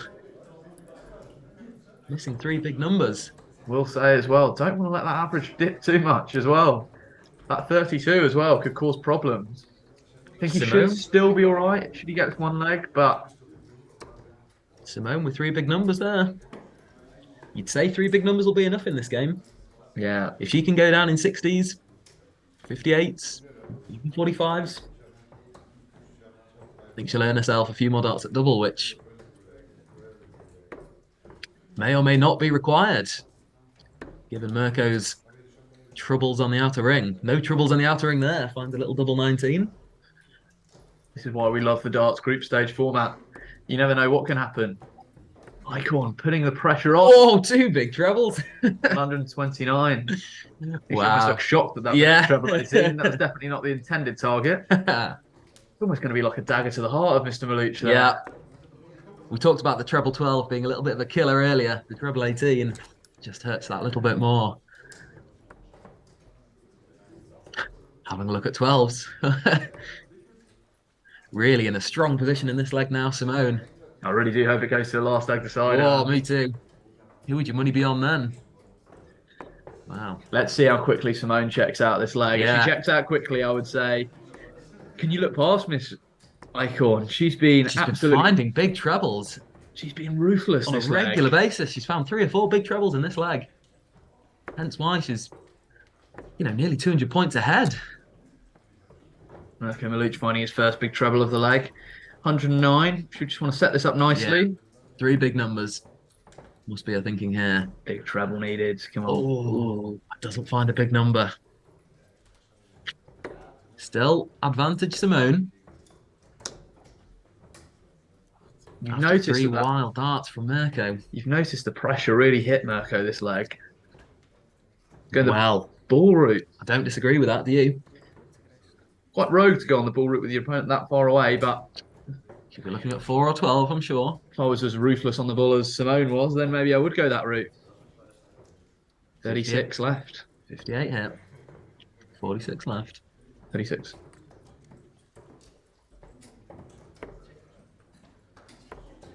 Apologies to my co-commentators for counting. Similar to last week. Not the first time, is it? You hasten to remind me that Simone will be eyeing double 18. Flyer there. But she'll be looking to miss on the outside. She won't mind these. Oh, and pins it. 3rd die in hand.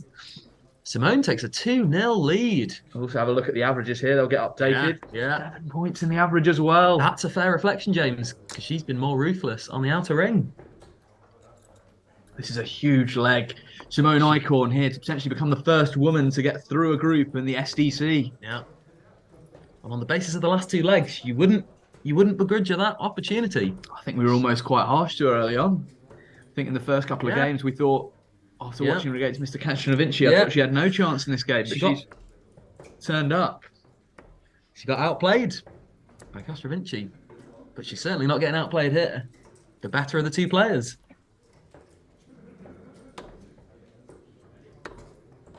Mr. Maluch finding the big trebles. A 98 scored, really putting the boot in. Yeah. He'll want to have lots of chances to hit. Oh, he will. Oh, he will. You just wonder how much of this game will come down to the mental states here. Can Mirko find his composure? Can he hold those demons on the outer ring at bay? I'm not sure whether he'll be able to. He's almost played 3 high ones there. Get the big numbers. Yeah. Simone would love a treble. Couple of just gone a little bit vacant, but still not out of this leg. Finds another treble with Mirko.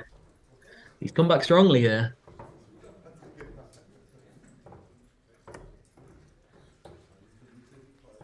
Big number. You don't really think it's enough. I tell you what, Mr. Maluch does look like he's holding it in, though. He doesn't look too... Yeah. He's come out with a great leg of darts here, James, under immense pressure. So if he checks this out pretty quickly, I think the averages will be enough to take him through. But the question is, will he? Only a few seconds ago, we talked about mental strength. He's shown great composure, great mental strength here in this leg. 2 big numbers, you think, is probably enough? Yeah.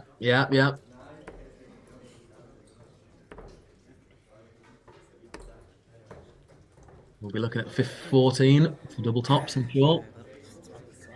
Had a bit of an eventful time on double top, obviously, in that first leg. I think he'll be thinking, hit the big number, big number, get 2 darts. Interesting. Probably went for the 18, double 18 route there, I think. I think you're probably right, but that's quite nicely. You think 6 or 10? This is not what he'll want. He's starting to mess about here. 30 scored, 24 remaining, yeah.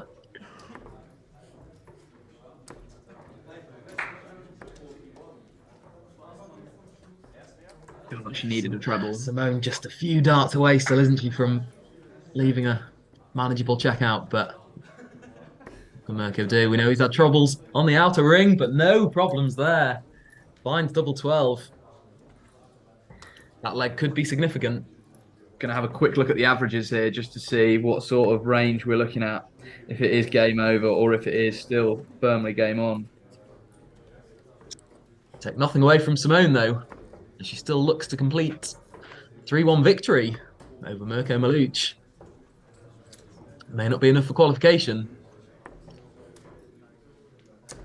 but she can take pride in what could be a victory.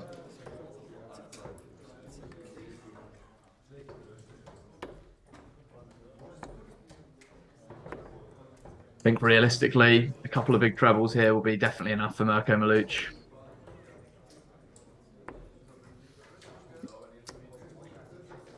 Although I would like to see Simone come away with a win today.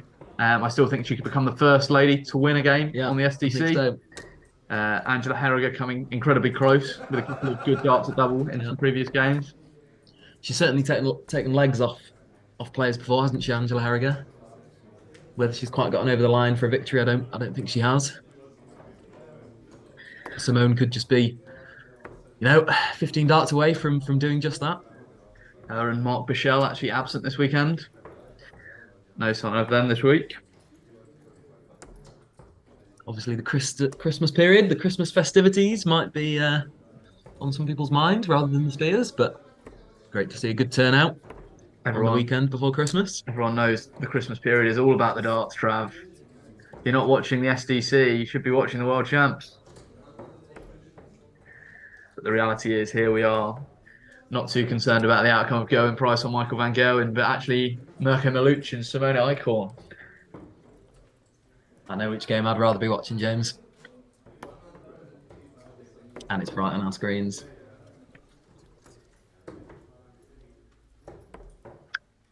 Tight leg, this. Yeah. Very tight leg. And scoring-wise, very little in it. Simone's been ruthless on the double. So I think Mr. Maluch will be thinking, needs big trebles. She's been a little bit unfortunate with a couple of bounce-outs, hasn't she? You'd maybe put that down to perhaps just a slight lack of power maybe on the throw. Perhaps in comparison to Mirko, she just throws a little bit of a softer dart. Maybe that hasn't quite got enough momentum at times when it doesn't hit the board perfectly. Maybe clips a bit of flight or barrel on the way through. But I wonder if Mr. Maluch is aware of the outcome, of what he needs. I wonder if he's aware that he's done enough, because obviously with the averages, you never quite know, especially when you're playing. He'll be thinking about the game result, James. I'm sure of that. He might be smiling on the inside, but I'm sure his concentration will just be on getting the victory here, not leaving anything to chance. I think he's really going to have to up his level if he's going to play someone who won the group. Oh yeah. Yeah, we've seen patches of quality from Mirko. We've seen good scoring visits, but very much in isolation. They've not been followed by any kind of consistency, have they? 1-5-1 for Maluch. Not going to go. Not going to be set up too well either. No. Both players on a one treble combination shot. Treble 17 for the ball. Ooh. Still, good setup play by Simone. 62 left. We know the combination she is ruthless on. Oh, hello. There you get a poke. Oh, Mirko, did he just rush that dart? We wanted to see a flare ball check there, Mr. Maluch, and I've seen you in the bull-offs. You've been all right. 62. Just rushed that dart. Plays 46. 11 for tops, 19 for faves. Which route do you think she'll go? I think she'll go down the board. I think she might look at 19 here. Doesn't. Stays on 11. She could have left double 14. I think she would have done. She leaves double 20. Oh. Pulls it in single one. Gotta hurt. Mr. Maluch will be aware that this will definitely secure his qualification. The regularly hitted double 14 coming back into play there. Spirit of Mensa Suljovic is seriously hanging around Schaffhausen at the moment. Which will leave him double 9. Next door. Oh, wait, was that for double 9? I'm slightly unsure. What's the intended target? Treble 7 for double 9 as well. And now Simone's intended target is double 9 as well. Ooh, the maths is wrong. I think she thinks she's on double 4. I think she's got the maths wrong. That's left her 5 as well. Ooh. This is where you need to be asking the score if you're not 100% sure. Travi, you're exactly the sort of person that needs to be doing this as well. She threw those extremely quickly as well, as though she was confident about the score. But can Simone pick up the first SDC win for a woman? She'll be disappointed at that. Mirko Maluch, good guide. We know he's had doubling issues, so this leg still might have life in it left. Simone opts to go 3 for double 1 this time. For the house. Can she use it? A dart on the wire. 2 darts on the wire. Well thrown darts, you'd have to say. Maluch will be getting touchy here, though. He will. 42 darts thrown in this leg. Ooh, doesn't give himself a 43rd and a 45th. Simone looks at double 1. And the same fate befalls her. I do think, although he's missed that one, I think being on 4s compared to being on house gives It's you a nicer segment. It's a considerably nicer segment, isn't it? Can Simone prove you wrong? No, she can't. For someone who's been so ruthless on the doubles today, it's a bit of a shame. He hits it for the 3rd time in a row, does Mirko Maluch. You can see why I tried to leave it earlier with that 18, but you're not on that segment, Mirko. Little wry smiles all around. Oh, They've hit every darts segment on the board at the moment. Oh! Speaking of slipping into opposite beds, there. Next will be double 14 again. We need the green bits, not the red bits. She looks at green double 1. These two have been clearly betting on green checkout.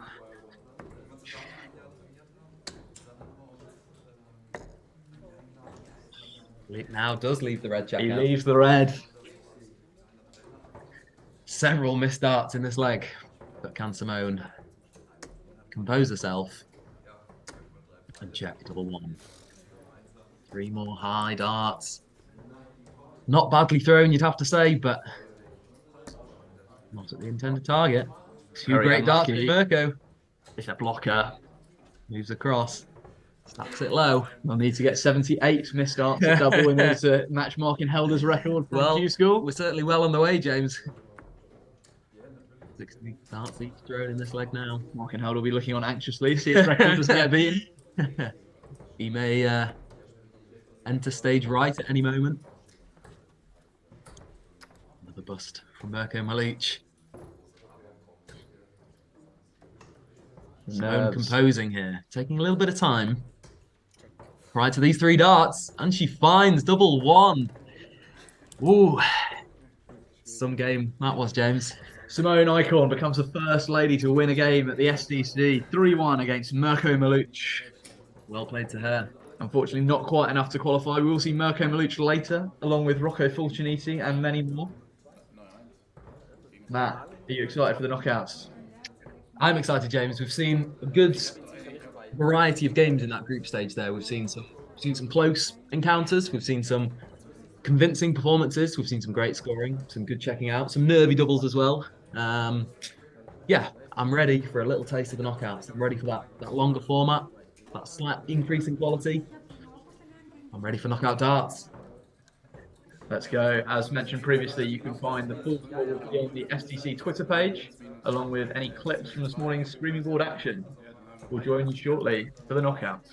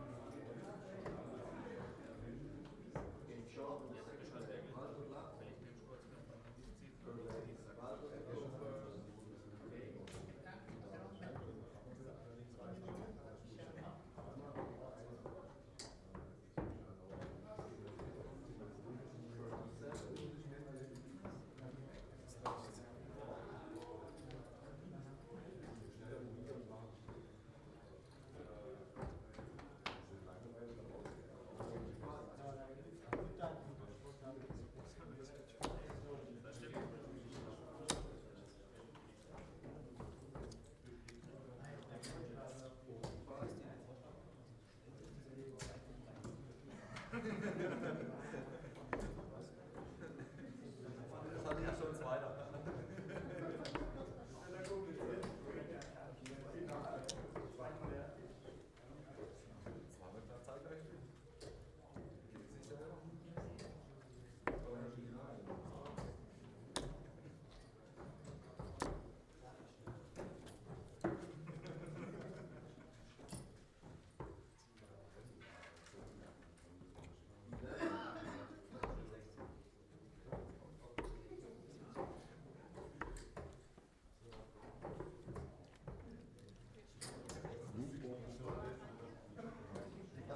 Lass mich mal schnell neu Freunde suchen. Das bin ich gerade frei.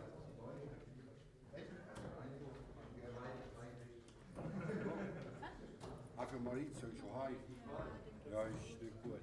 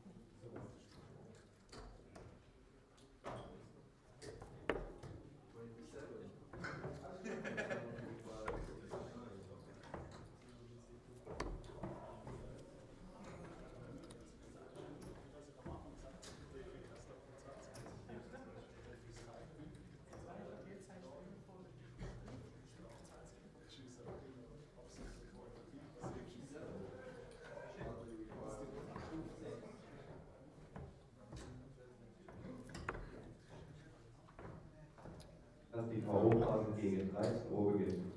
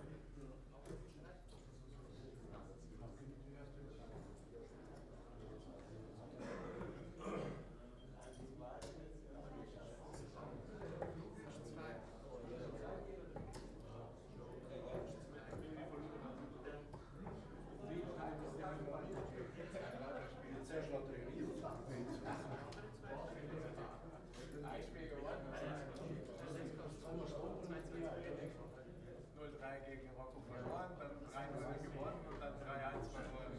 Lag darauf Differenz.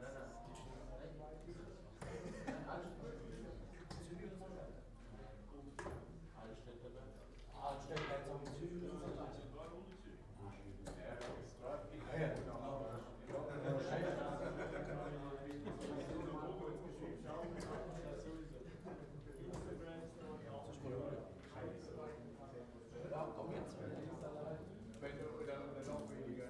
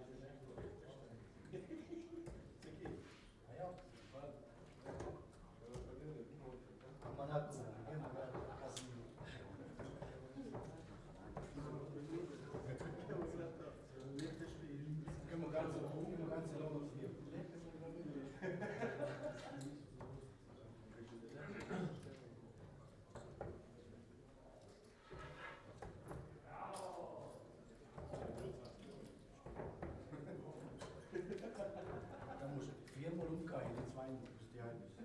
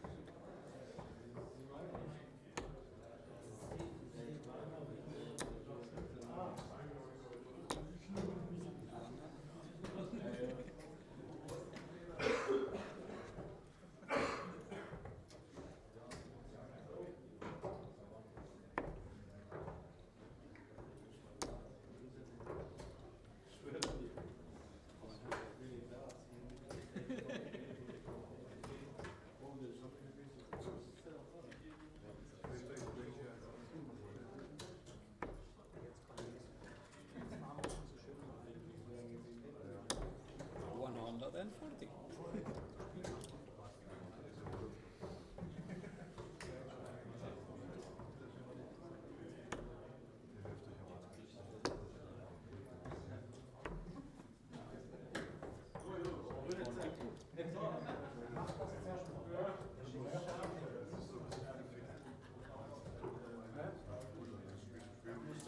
Hey, die Kamera hier mal anzeigen. Kamera sind noch so.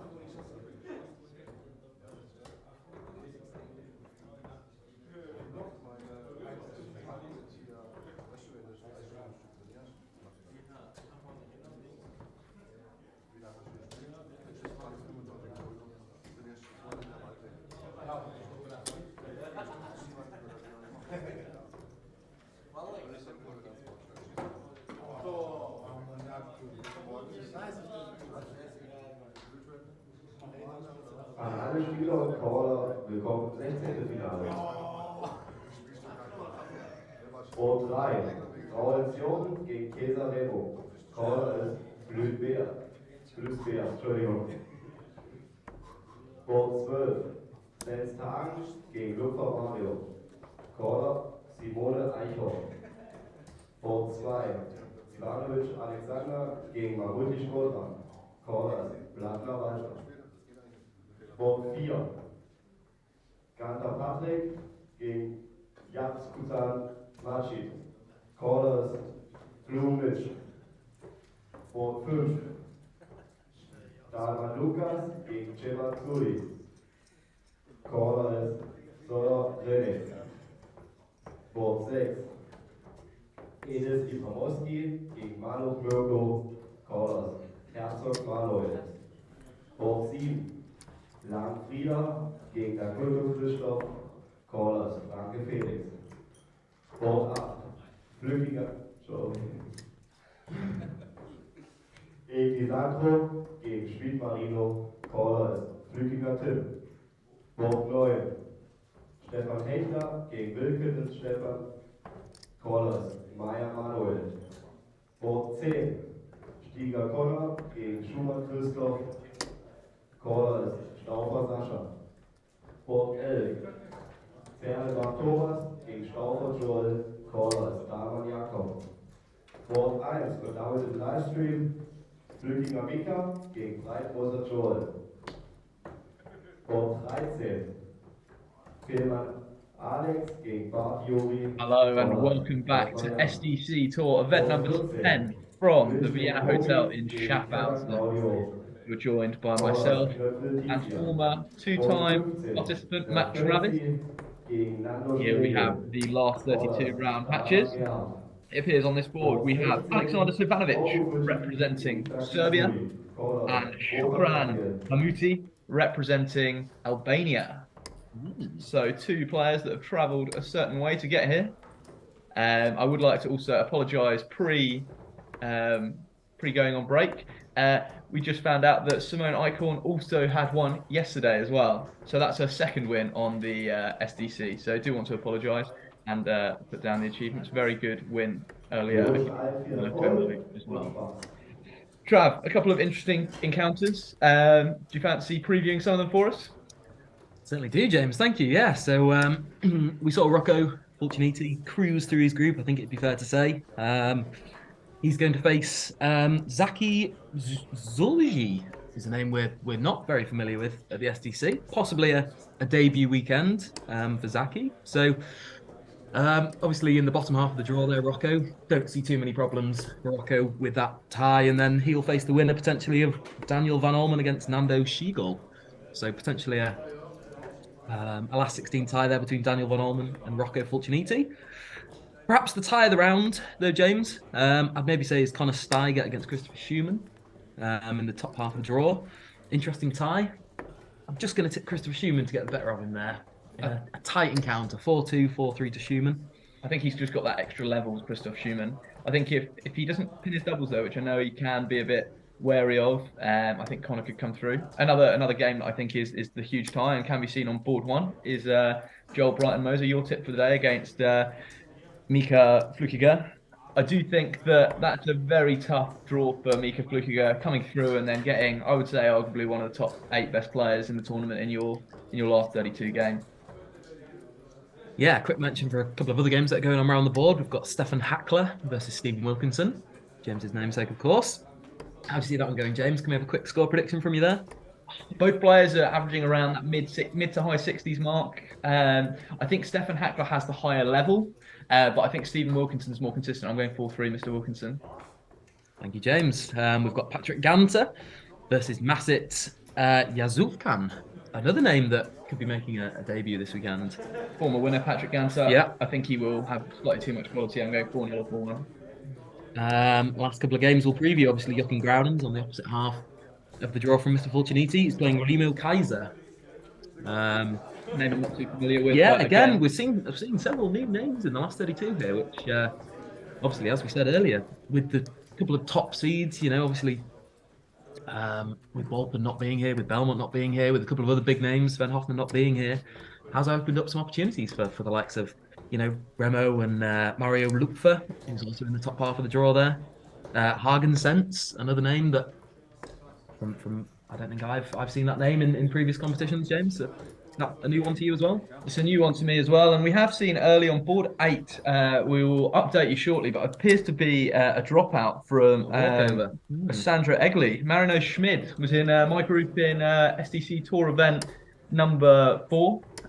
Very likable fella, and throws some very steady darts. Good doubler, but he'll be lucky to get through that one. Obviously, finishing second in his group and then getting a walkover straight into the next round, and then he could face Breeder Lang, who I mentioned earlier. This is a great opportunity for Mr. Lang. And then if he even wins that one, Edis Ibrahimoski or Lucas Dowman, they're not up there with the best players in the competition. I think one person in that section of the draw is going to get to the semi-final, and I can't pick who it's going to be. They'll be licking their lips in that little quarter of the draw, won't they, James?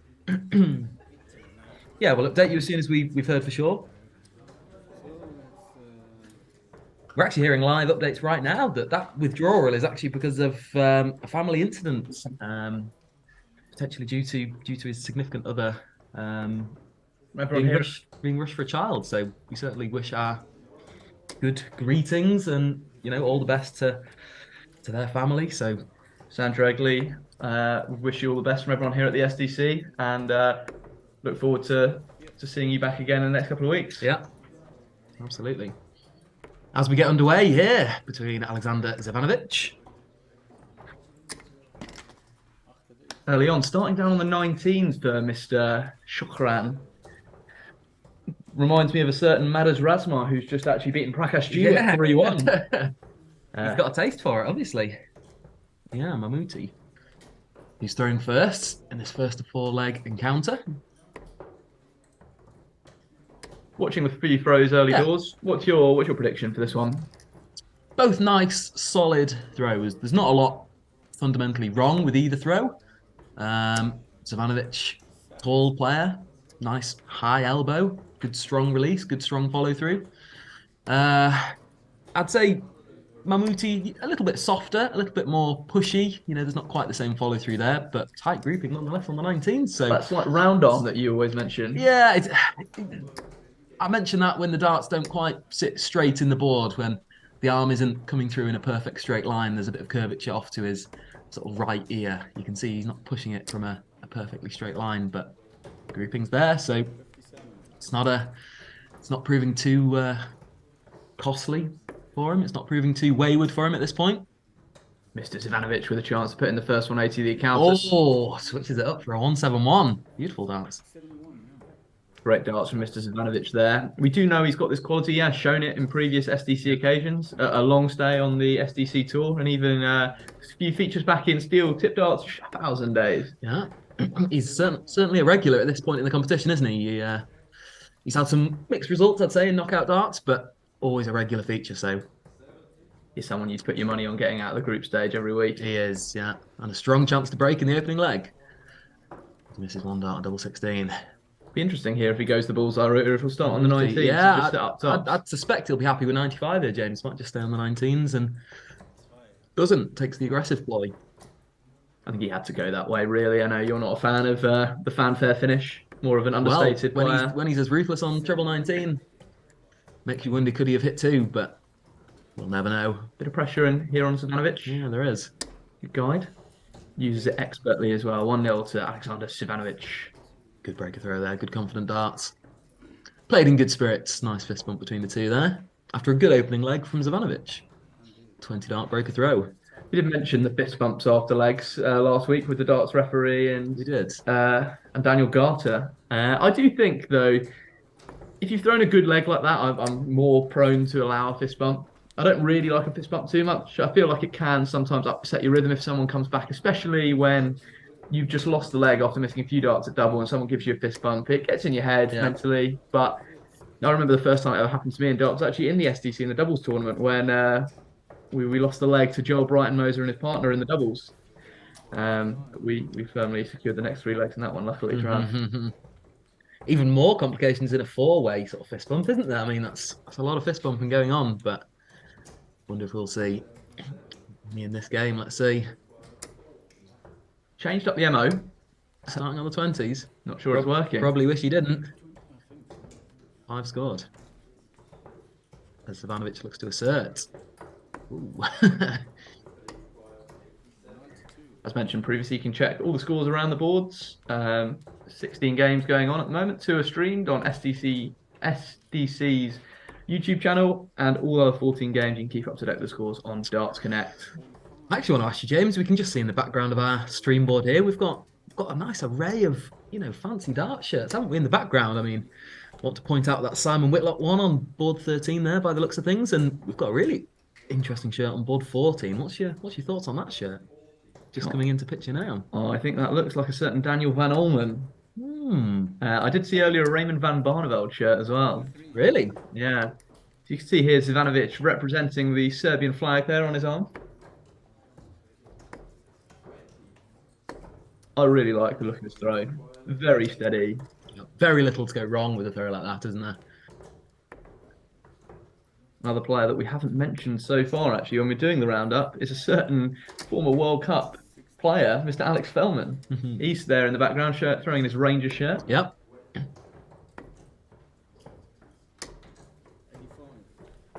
I would like to see him win a tour card, actually. I think he's someone that could challenge at Q School. Again, he's got that level. Are we seeing another who has that level in Mr. Zivanovic? In a great position to extend his lead and go 2-0 ahead. Which route do you start? Did you go on the 20s or did you go ball? 17s, okay. I'd have started on the 20s myself. Slightly confused on the route there. 17 first dart. Doesn't really make too much sense unless you go in treble 18 second. 140 here. Do not bust it. Brilliant pressure. Great dart from Mamouti. Well, you think this 83 might need to go? Seen a certain Simone. Perhaps top Icon. Oh, yeah. Earlier. Not the same route. But will he have the same success? Oh, that's a really low dart. Ivanovic won't want to watch that highlight back. Wow. The first dart in tops was plum. The second one was nowhere near. Important dart here for back-to-back breaks. 3 in hand. Doesn't use the first marker. Looks at double 10. Inside. That could be crucial in the game. That was his chance to break back. And with Zvivanovic's scoring power, I think that's... They weren't poorly thrown. But he'll be ruining a missed chance there. If Zivanovic can clean up double 7, which he can. Wild first start, double 10 there as well, wasn't it, James? Oh, there's the TNT shirt you were mentioning earlier. Yeah. Dynamite darts, I wonder. Not for Keen Barry. Mr. Dynamite himself, averaging less than Rocco Fulciniti in all 3 of his knockout games. Yeah, he might have even received a bagel that Rocco Fulciniti was handing out this morning with 3-0 victories. Keen Barry could have been on the end of one of those. Who knows? So Zivanovic.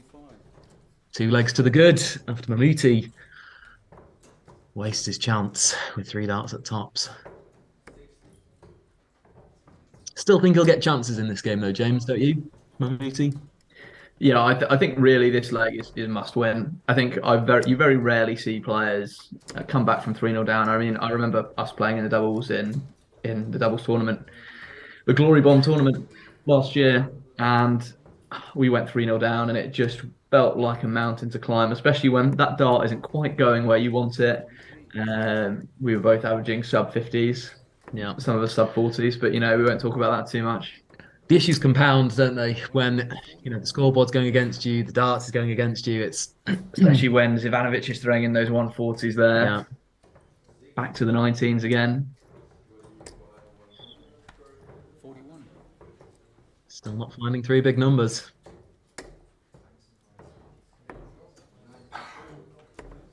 Nice to see the variety of nationalities on offer here, though.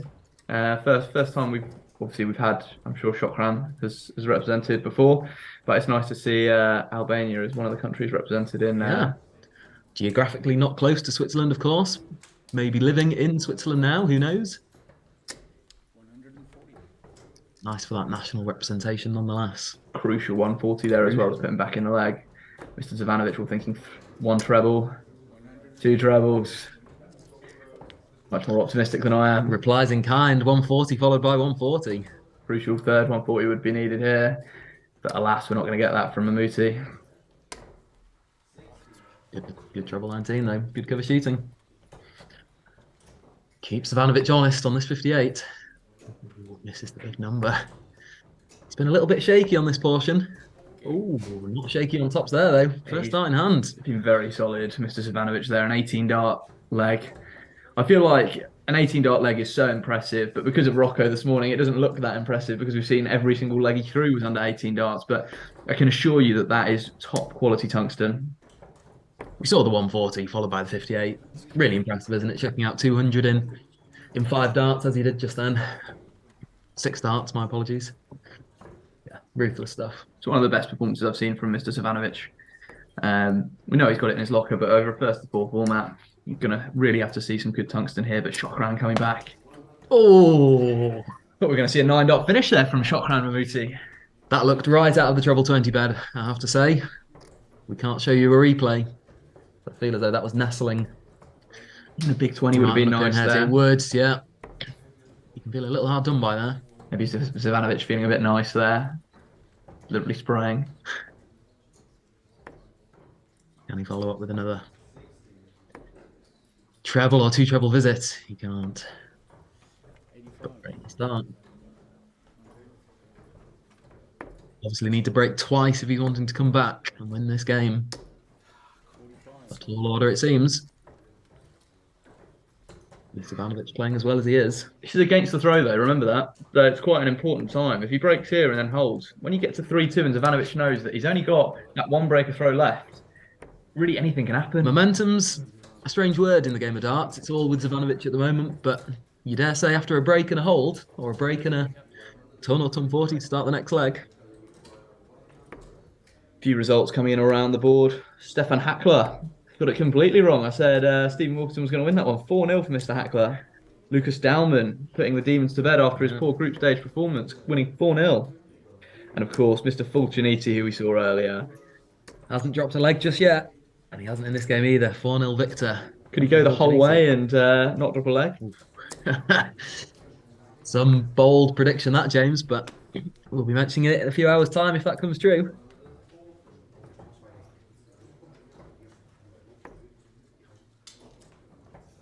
That's Mamouti in a strong position in this leg. 70 points ahead, plus that 140 to leave double 6. Wow. Brilliant position to break back here for Mamouti. That treble does put a little bit of pressure on. He's had 3 darts in hand, of course, before it tops. Just needs one this time. 16 dart breaker throw from Mamouti. Yeah, respect between the two players. Excellent leg from Mamouti. Considering how to bounce out from the treble 20 bed as well in that leg, could have been even better. Very true. Connor Steiger, as you mentioned previously, winning against Schumann at the moment, 2-1 up. Ooh. Interesting game there. A wild first dart, recomposed really well, Mamouti. To find 2 treble 20s. As mentioned previously, that game on board 1, Brighton Moser against Mika Flukiger, both players averaging high. Joel Brighton Moser at 76, but still only at 2-all. Oof. The quality tie that we expected it to be, that one. We're seeing another quality tie right here. Is the game still on a knife edge? I feel like the averages don't really say a lot in this game because that 16 dart leg from Shokran Mamouti really is boosting the average. But overall, throughout the game, Alexander Stefanovic has been the better player. That would be fair to say. He's been the more consistent player, that's for sure.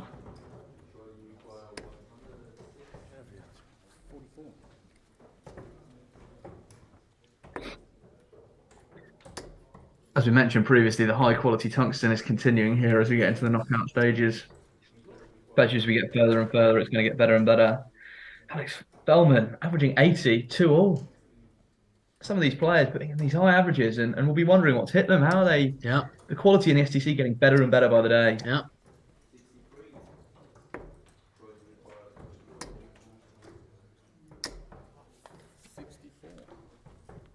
Unlucky there from Ivanovic. Treble and single 1. I think Savanovic, you can see there from the body language, wanting it to be over this leg. Doesn't want to have to hold it out. Yeah. Really is finding his range on that treble bed, Mamouti. He's setting up a really tasty 5th leg if Mamouti holds on. Who's your money on I now? expect him to do. Well, we mentioned momentum a few minutes ago, James. I think the momentum is tilting towards Mamouti here. Obviously, no mean feat winning 3 legs in a row, but leaves tops. I just feel as though he's produced the better quality of the two men in the last leg and a half, 2 legs. Meaty for tops. Missed 3 in the opening leg. What will he do here? Puts one on the top wire. Expertly used. Uses that like Rocco Fulciniti. Expertly used. Ivanovic here thinking 18 darts, 21 at a push. Yeah. That first dart is exactly what he would have wanted to see. Yeah. I think being a darts player, when you go up to the board, when you release that first dart, when you know you need to win the leg, when it goes in the treble 20, you don't really care too much what comes after. As long as that first dart is in, you're like, thank goodness. We know the importance of the first 3 darts in a game like this. When you're throwing to win the match, you just want those first 3 darts to be 60, 100. He'll certainly take that score of 100. Pressure now. He's hit 195. He puts him 140 points in front of Shokran. Yeah. Shokran has not done a lot wrong, has he? He's come back really well to win the last 2 legs. He's still in this one, of course, with another 140 for Mamouti. That's got to hurt Ivanovic. He's just thinking, He's just not going away. Treble. Mammouti's just not going away. First trebleless visit in this leg for Ivanovic. This is a great quality game of darts at the moment. Will he look downstairs or will he stay up there? Stays on the 20s. You don't blame him. He has been ruthless on that segment. Ivanovic will want another.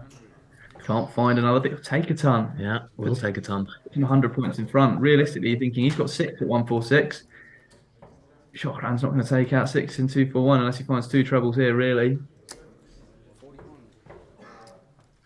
Trebleless visit.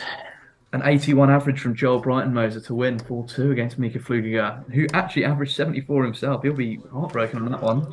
Some performance by Joel Brighton-Moser. Friedel Lang winning 4-1 as well. Significantly lower average, but as I said, that section of the draw is not littered with that much quality. I think he's got a good opportunity to progress. That's a brilliant first start from Mamouti. He'll look to put another one in there to really apply the pressure. 2 darter though. Still a valuable score of 100 there. We get a dart here. We'll look at 18. The big travels. Mamouti on 100. So it's a fitty leg. It's all about this first dart, isn't it, James? He's been hitting treble 20 regularly, and he finds it again at a crucial moment. Oh, just pulls it low on tops. Looks at 10s. Oh, and just inside on double 10. You can see the relief on Stivanovic's face 2 there. darts. It's not an easy checkout though, 48. Depends where that first dart goes. 16 for double 16. And finds it with the 3rd dart in hand. That is real composure from Ivanovic there. Really fought off a spirited comeback from Mamouti. Ivanovic seals the victory. 4-2. The game really goes to show that averages aren't everything in darts. 5 point lower on the average, but it comes through the game. 4-2. A great final dart, a double 16. I think that was crucial. Nice little close up here of Shokran as well. Yeah. He can be proud of his efforts. Mamouti played really well, scored really well. Just missed a couple of those chances, as we say. 3 darts at tops in the opening leg. 2 darts at tops and 10s there in the last leg. We've just seen that 6th leg. I think it goes to show that there's so much quality, but it's all about the draw as well. Shokran, Mamouti there, averaging higher than I did in any SDC event. And yet, making it Falling at the first hurdle. Making to a quarter final on. My best was 71. He's averaged 73 there. I mean, really hard done by. But just came up against too much quality from Mr. Ivanovic. A great spirited game, played in a good friendly manner between 2, likeable characters on the SDC. A few games still going on around the boards at the moment. And we'll keep you updated with those when we come back after a short break.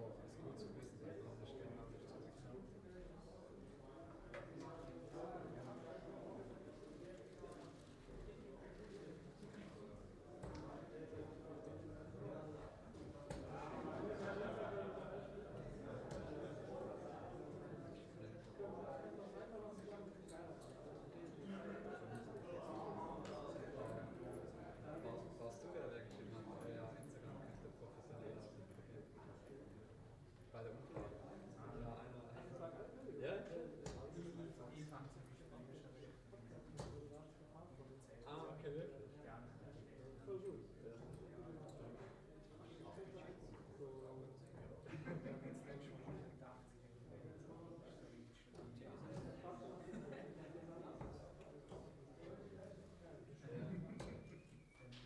Aber spielst du jetzt Freitag so? Ich weiß gar nicht. Hättest du die Zeit? Wenn es passt, wenn alles passt, sag mal, das muss ich machen.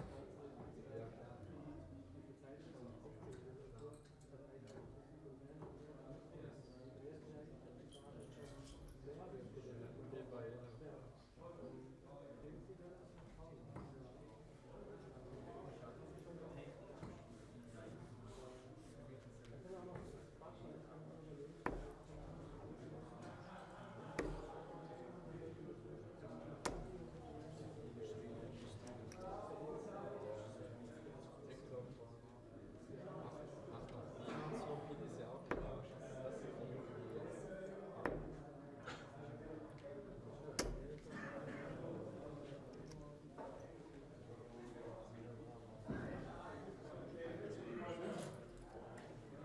Nebenbei, ja. Aber ja,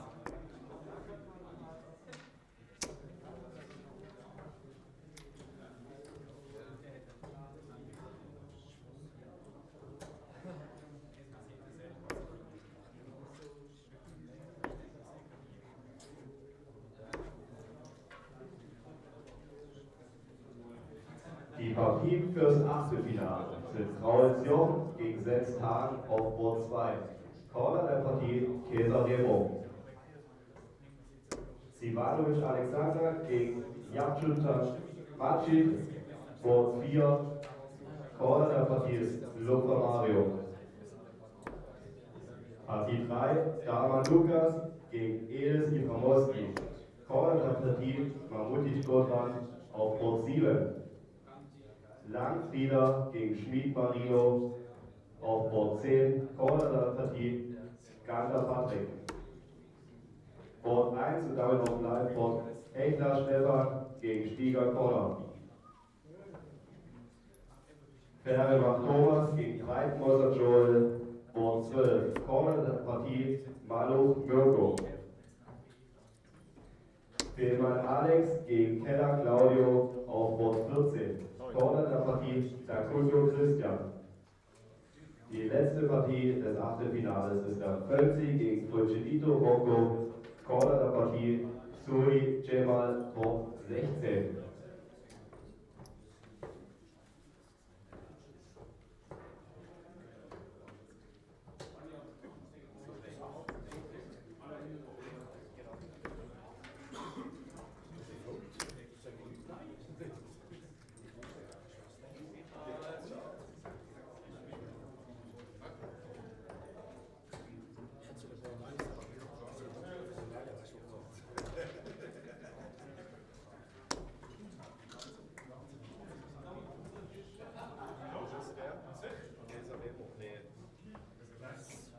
Sorry, dass ich den Namen falsch ausspreche. Du bist auf Profi.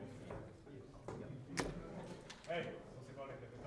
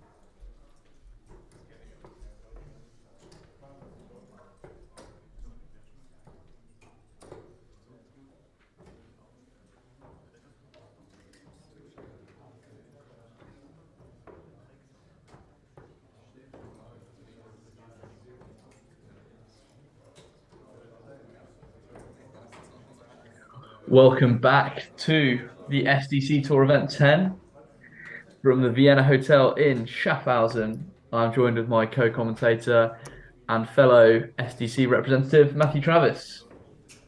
Matt, preview the next game for us. Jochen Groudens against Hagen Senst.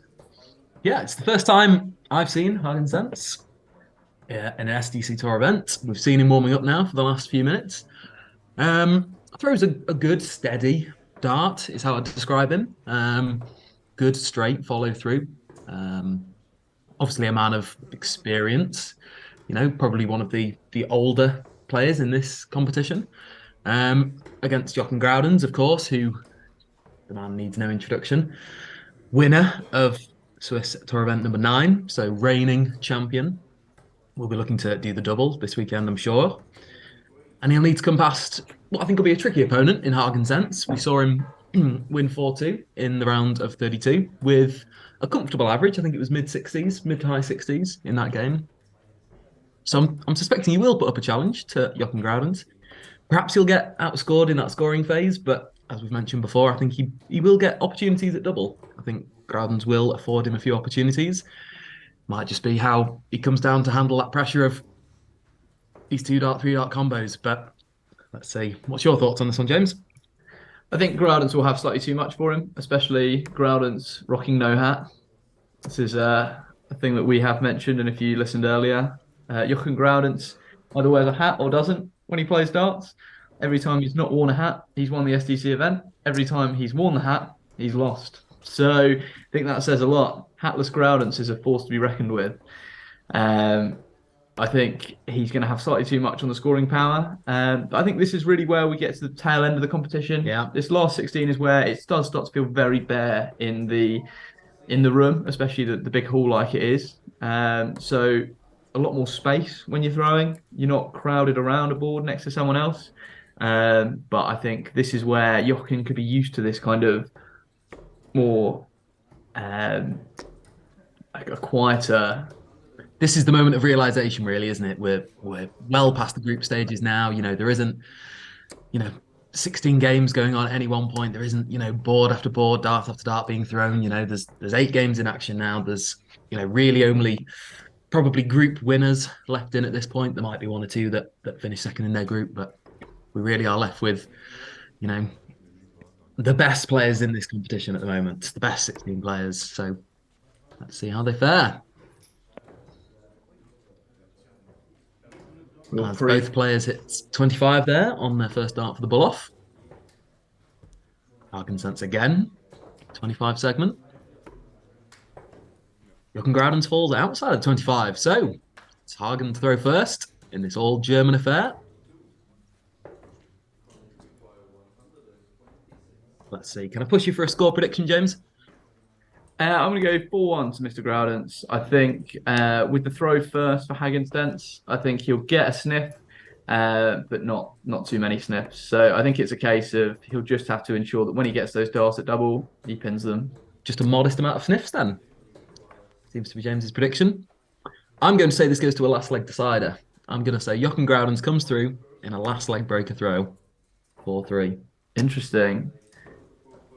I mean, it's looking very good to have a hold here in the first leg. Excellent 140 from Hagen Senst. First time we've seen Jochen Groudens on a streaming board today. Yep. First time on the English streaming board. No stranger to playing in front of the YouTube cameras. No, and Schaffhausen television, of course. Hagen Senst doesn't seem to be too much of a stranger of finding that treble 20.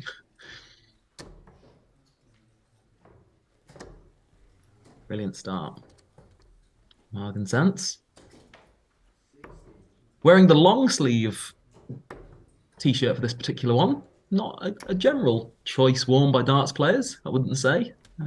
Particularly in what will be a hot venue, I'm sure. There you go, perfect first dart for Groudens. He needs a second though, really. Of course, Groudens obliges. Makes this leg very interesting now. Possibly 6 darts from Hagen from here. Treble would really help. Doesn't find the treble. Just leaves Groudens the shot. Shanghai 120. disappointed with that first dart.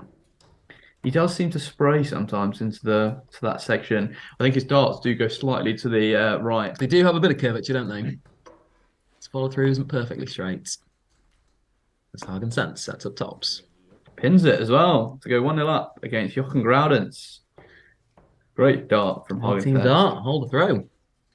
Very impressive start. I think he's going to need 4 18 darts on his throw to really win this game. Great first dart in the second leg from Groudens. Good 140 there. Matching quality with quality in the early part of this game. Played at an enjoyable tempo as well, isn't it? It is definitely. Hagen Sense really showing us the quality that he has on offer. A player that I'm not too familiar with, and I don't know if you are either, Trav. No, I'm not. But my first impression, he has a similar demeanour to Matthias Jost. We mentioned him earlier. Looks a fairly unassuming man, but ruthless from what we've seen on the first leg of our live stream here, and just recapping a few of his group stage and knockout games. He seems to have shown that ruthless streak in some of his group stage games as well. No, I definitely agree on that one. And I think this would be one that Mr. Fortuniti will be looking on at and hoping that Mr. Sense can score an upset. Yeah, certainly an upset in terms of knocking out a proven champion, a proven winner in Jochen Groudens. Might look at switching. Nope, stays on the 20s. He's one of those players that doesn't like to switch really, Grant. You don't really see him go down to that 19s section. From watching the start of this game as well, it's not really something that Hagen Sense seems to do either. No. They've both thrown high on the treble 20 bed, I suppose would be my first observation. They haven't thrown too many low darts, have they? Which would be more significant blockers. Groudens sets up double 18 perfectly there. 16 dart leg. With a 145. Great standard this so far. Brilliant standards, yeah. As reflected, 2 averages over 80. Very tasty. Groudens can sometimes be flaky on the outer ring, will we see it today? That double 14 segment that we've been talking about all day. I think it's 3 out of 4 so far on that segment. I'd almost say it's the most popularly hit double today on our live streaming boards, double 14. I think so as well. This is the leg that's really important for Hagen. Needs to hold his throw here. Certainly does. He's been playing well. Been scoring consistently. You wonder, can Groudens apply some pressure with ton 40? Who knows?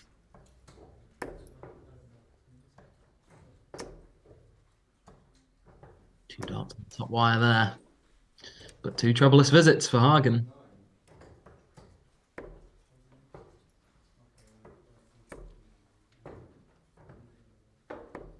Will Groudens reply with a troubleless visit? He doesn't. Finds the treble 20 last dart in hand. I don't think I've ever seen Jochen Groudens go 2 visits to the board without finding a treble.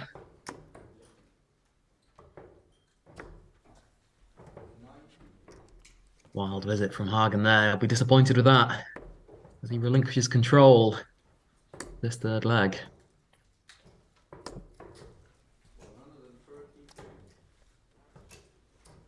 Something that I've noticed around the board at the moment is, apart from this game, I think it seems to be quite nervy scoring around the board. I think players who have not been so far deep into the tournament before really finding it probably slightly tetchy and a bit nervy getting this far. Some low averages at the moment, but potentially could see them pick up a little bit. Of course, Mr. Fortuniti 2-0 up without losing a leg still. How long will that streak last, I wonder? Tell you what, as well, looking at his averages for the day, I think Alex Fellman could really be a force to be reckoned with, averaging 90 at the moment and 3-1 up on Claudio Keller. Making light work of that game. Nearly 30 points between the averages there. Much closer affair in this one. Big leg here as well. Groudens with a slight advantage. 1 treble here, he'll be thinking to himself, leave that. Would have maybe switched there. Advantage Groudens. He'll be thinking 6 darts from here. Finds the treble 19.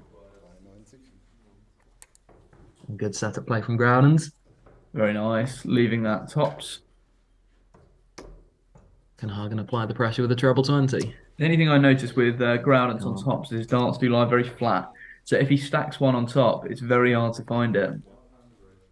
Doesn't need to worry about stacking it on top because he finds the middle of the bed there to go 1-0 up, 2-1 up against Hagen Sense. For what could be an important breaker throw.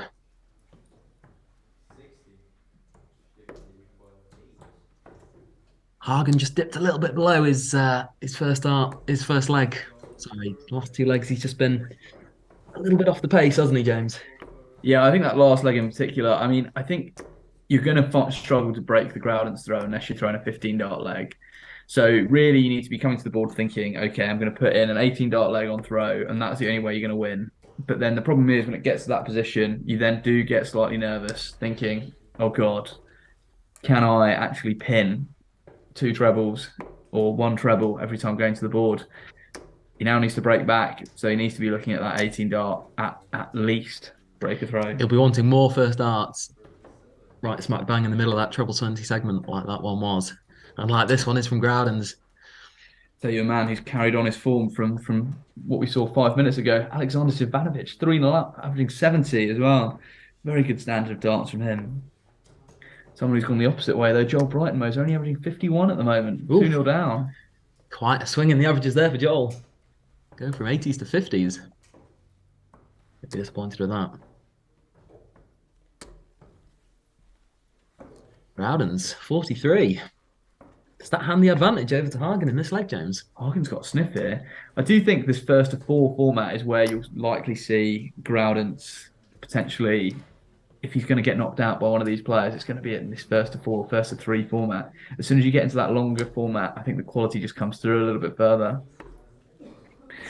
Our first quarter-finalist is none other than Frida Lang, 4-0 win in his game, averaging 59 just. But he won't care what the averages are if he's into the quarterfinals. He'll play the winner of Idis Ibramoyski or Lucas Dalman. Good composed turn there by Hagen. Groudon's will stay there. Oh. Thought that was going to be a second one there. Yeah, me too. It looked a great guide to follow it in on treble 17. Definitely got a sniff here. Certainly has. I'd say he's favourite for the leg, James. I'd say he's favourite to break back. Finds the treble 20. Low dart on tops. Over to double 10. He has that similar style throw that we mentioned earlier about Maurizio Castrovinci. Quite high up. Yeah. Makes it quite tough. Yeah, certainly seems to be releasing the dart above his eye line, doesn't he? Oh, Groudon's. I was going to say only 1 dart there for Jochen, but not even that. Wow, does not get a dart from 62. Will he be made to pay by this man? Hagen Sense. Needs to find this. Doesn't. Jochen looks slightly disappointed with himself at the moment. You don't really see him put in 22 dart legs. 5 darts have gone amiss there for Hagen. That's what I'm talking about, that one just above. Uses it expertly. What am I talking about? Not a blocker on that occasion. Hagen smiling. Won't be smiling on the inside. Could be a crucial holder throw there for Jochen Groudon's as he goes 1 leg away. Alex Fellman, the second player through to the quarterfinals, averaging 84 with a 4-1 win over Claudio Keller. Mr. Fulciniti still yet to lose a leg. Only averaging 55 this time, though. That's a significant drop from the group stage performances we saw. As I said, it can get to that point, though, where you go to a different board around the ground and it makes it a lot more difficult. Yeah. Although you're in the same room, just that different setup. Different style of opponent, maybe. Yeah, all these little things can... That's a perfect first start for Jochen. He loves to stack it on top. I was going to say, if he didn't find one there... You were proven right eventually, James. Good 1-2-1 from Jochen Groudon's. Needs a treble here. I think this is now firmly in the favour of Jochen Groudon's. Yeah. I predicted 4-1. I think it could come home to roost. Yeah. Another great prediction by James Wilkinson today. Looks to be unfolding before our eyes here. Mr. Ivanovic coming through 4-0 as well. The way he's been playing, I think he could really cause problems if he gets... unfortunately for him, I do think he might have Jochen Groudon's in the quarterfinals. So, not ideal. If you want to win the tournament, you've got to beat all the best players, haven't you? Quarterfinals is obviously a deep stage in the tournament. You've had to win 2 knockout rounds to get there, of course. So, very true. And he plays in front of you. As Hagen looks to have run out of steam a little bit here. Those 3 missed darts at doubles really what's changed the game. And as I mentioned at the start of the game, it was going to be about taking those small chances that you get, and he didn't take those chances. I've also been in this situation against Jochen Groudon, so my only sniff was an 82 checkout. Needed to take out double top and couldn't, and it does really rustle your feathers when you do miss those darts. You're thinking about your missed darts a double, aren't you, in the next leg and the next leg, and will you get another dart? It's compounding a problem, and looks as though Sense may not even get a dart double in this leg. Do you think Jochen will go for the ball? As Groudon asserts. I don't think Groudon's will go for the ball. I think he's got too much respect for Hagen to go straight at it. I think he'll set up 10 for tops. She does. Inside on tops. And inside on 10s. Would have preferred to miss on the outside, I feel, there. But Hagen won't be checking out 147 to extend this game. So Groudon's will return with 3 darts in hand for double 5.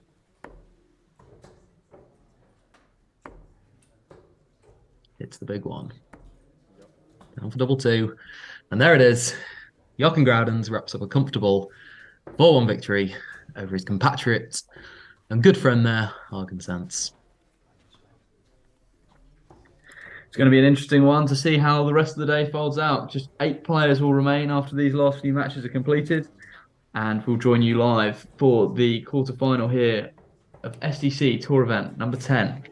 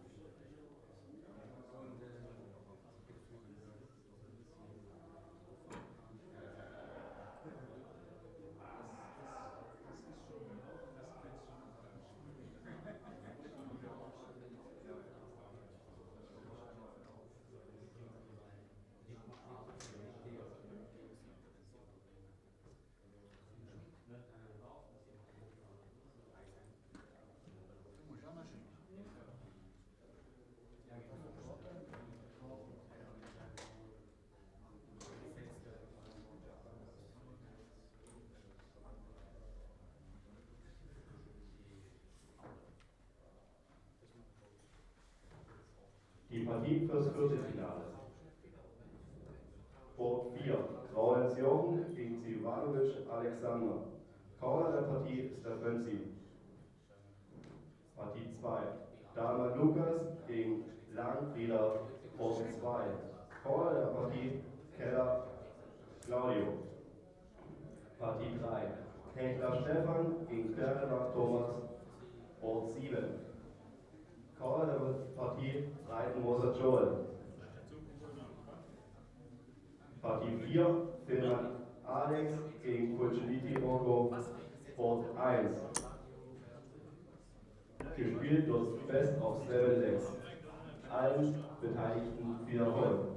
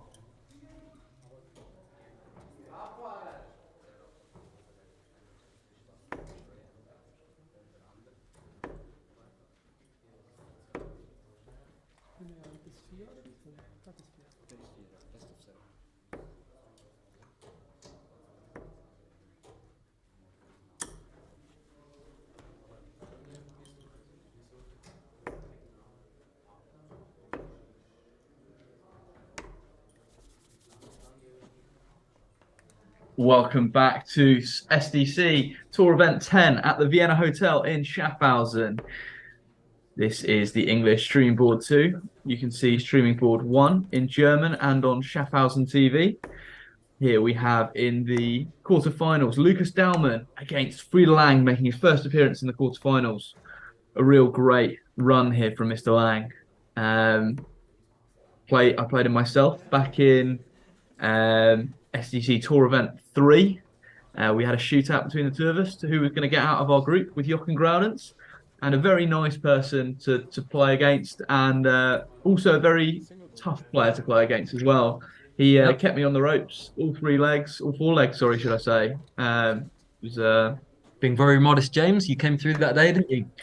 came Against through Frida Lang? one of my better performances, a 71 average, played against, but still Frida Lang average like 68, 69. So even though I came through it, it was my best performance and probably something that Frida Lang could probably have got another level to his game. So Lucas Dahlmann throwing first here and starts with 180. Lucas Dahlmann, do not let me see a 9-dart finish on commentary. Beautiful start from Dahlmann. I know you've just seen the first 3 darts, James, but how do you see this one unfolding? I think it's going to be a very cagey affair. I think Lucas Dahlmann has slightly too much quality, and I think he's got experience in the latter part of these tournaments. So I think Lucas Dahlmann will come through. His throw is very nice to watch. Frida Lang, there's that slight head movement which There is, causes yeah. a few darts to spray. And the one thing I did notice when playing Frida myself was he was very good at hitting 1 treble visits, but 2 treble visits were quite a rarity. Definitely a game of contrasting styles, this, isn't it? Lucas Dahlmann, very calm, very composed, very orthodox. Frida Lang, a little bit more, would you say clutch would be a fair word to use? He's a little bit more movement, perhaps more of a rhythm thrower than perhaps an aimer, like someone like Lucas Dahlmann. I do think you're coming into this first leg here. If you're Frida Lang, you've got to be thinking in your head, like, okay, Lucas Dahlmann's not going to play like this throughout all. Oof. We've seen a 180 and we've now seen a 171 from Frida Lang. Will it be too little too late, though? Great guide. Can he use it? Like Rocco Fulciniti does. Lucas Dahlmann uses it expertly. Great first leg. 15 dart holder throw. The action's really hotting up in the quarter-final stages. Best leg of darts we've seen so far on the streaming board. Just from both players, even if not individually, because I know Rocco probably put in a better leg, but both players there down to a finish after, 12 darts? You were just saying Frida Lang, a 1 treble merchant, fills up 3 trebles to leave a finish there. He just a little bit too late in the leg, you'd say, to really apply pressure, but oh, wow. Nervy dart there from Lucas. Regrip, recomposure, finds the treble 20. Repping the English shirt there of Watford. Yes. Do you know what that affiliation is from, James? Do you know? I did speak to him about it, and he said he just went on holiday to London and went to a Watford game at Vicarage Road. I do see him wear that shirt. He wears it quite regularly, so clearly could be a big Watford FC fan. So obviously wears his heart on his sleeve and his team on his chest. So good darts from Frida Lang there. Going to be interesting to see how Frida can get on in the latter stages of these legs. Obviously, not being in a quarterfinal before and then having to come clutch and hit your doubles at the right times is always tough to do. Yeah, I mean, this is a perfect example. Can he check this sort of finish in 6 darts? Let's see. Yeah, similar to that, Matthias Jost and Groudens of the very understated attire. Yeah, that 45 is criminal there. You can't be putting in a visit like that. 99 is not what you want to be returning from, is it, really? From finds the treble. 19, though. Well, you go 10. 10 off 6, you'd suspect, wouldn't you? 10 to 16s. On the outside wire. Good effort there from Frida Lang on a difficult 3-dart combination. Dahlmann for 64. 16. Will he look at 8 for tops? He does look at 8 for tops. Pins it in the first leg. Fires low in the second leg. Allowing Frida Lang 3 more darts at double 16. Wild second dart. Great third dart, though, showing that he hasn't got nerves just yet. 21 dart holds. Great quality of game here so far still between the two players. I didn't think they both had it in the locker. Can they keep it up for the whole 4 legs? That's the real question. Yeah, they've been matching each other blow for blow so far, haven't they? Big score for big score. Composed finish. think piece. the bull off will be crucial in this one. Could well be. Obviously, this is our last stage where it's just first to 4 legs. We have that increment going up to 5 and 6 for the semis and final. So still a relatively short game, meaning that advantage of throwing first is even more crucial. Frida Lang putting in these multiple 2 treble visit turns, making my statement earlier look absolutely ridiculous. Maybe that's why I won last time when we played. Been working on his grouping in the last 6 months since you played against Frida. Clearly, both men have been hitting the oche regularly in the last 12 months. You'd say this is a standard we didn't think maybe Frida would reach 6 months ago when you played against him, James? Did you think he was capable of an 80 average? No, I don't think an 80 average, and I still think he'll struggle to stick around the 80 average for the whole game. But what I will say is, I think this is what the SDC does so well, is getting players consistent games of these tournament matches, and that's where you really start to learn how to play darts properly under pressure. And that's why I think players like Frida and Lucas are getting to these levels now. It's obvious he's been practicing, but it's really in match play when it finds you out, doesn't it? And is Frida Lang going to get found out in this quarterfinal? Important last treble there to leave a finish. Will it be too little, too late? Very ruthless on the double here, Lucas Dalman. 2 very composed finishes on double top.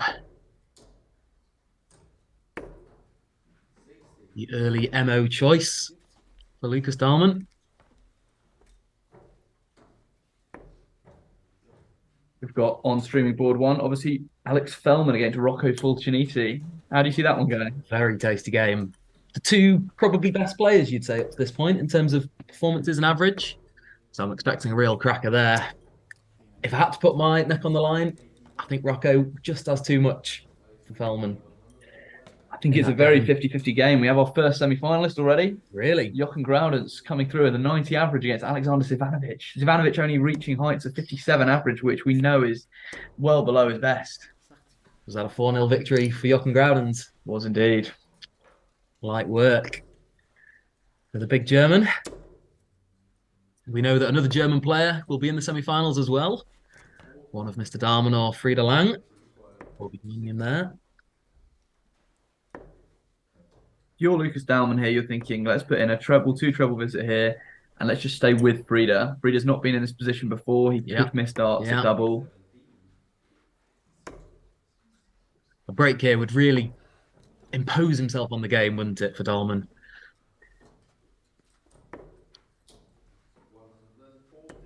Also, with both players, the area around the treble 20 has been hit regularly. They've not been far away from that treble bed if they've not hit it. The grouping has been tight, hasn't it, in this game? Frida Lang after the 43 will be glad to see that Lucas Dalman only followed up with a 24. Yeah. Lucas Dalman, I don't know if you've noticed, rocking very similar fights to Mr. Fulciniti, just different colour. The fluorescent flight seemed to be enraged this time of the year. Okay, Fulciniti still yet to lose a leg, 2-0 up on Fellman. Could he go the whole day without losing a leg? Could he go the whole day? Would be a big ask. But not impossible. Oh, a wild last start from Dalman there. So it gives Frida Lang 6 from 118. Yeah, leaves Frida Lang in the clear on this 118. Starts on the 18s. Okay, look for the treble 20. Not sure about that route. Are you, James? I think he's gone big 20 to leave him. Guaranteed 2 darts a double coming back. And to be honest, the way that Dalman's playing in this leg, I think he's probably thinking I'm going to have more. So his darts do lie quite flat, don't they, Frida Lang? So 60 isn't a terrible checkout for him to. Although that first dart doesn't look nice, does it? Very high in the bed, obviously. Second dart's lower. And a wild dart on double 10 for the second time in this game. But is Dalman just too far away? You suspect he might be. Oh, I held my breath after that first treble 20. Do you think Frida Lang cleans up 10s? I do. I do think Frida Lang comes back and hits double 10. There'll be some pressure on it. But I think he converts. Good marker on the outside wire. Not quite used, but finds the bed nonetheless to take and level up this game at 2 apiece. As I mentioned earlier, Frieda Lang's been threatening this on the SDC. He's just had some very, very tough draws. So I think it's been coming. So it would be interesting to see if he can qualify for the semi-final for the first time. Dalman is doing well on his throw, though, so it's going to be tough to break. You said it in the last game, James. You suspect he'll need a 15-dart leg to break Frieda Lang. 18 may cut the mustard, but he'll be requiring to go down in tons from here if he wants to have a sniff at winning this leg. Finds himself 150 points behind. I think that's not eroding the deficit. I think the one thing I've noticed in this game so far is just one too many single ones, single fives from Frieda Lang. I say that Mr. Dalman's also hit his fair share of ones, but seems to follow them up with trebles. Nice composed treble 19 there.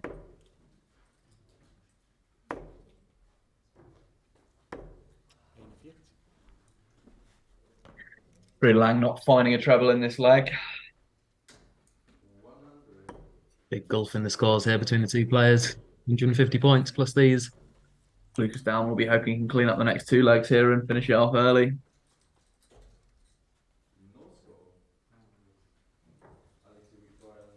Lang rightly takes the time here.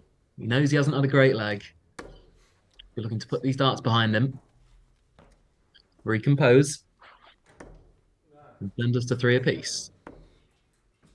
If this leg is converted.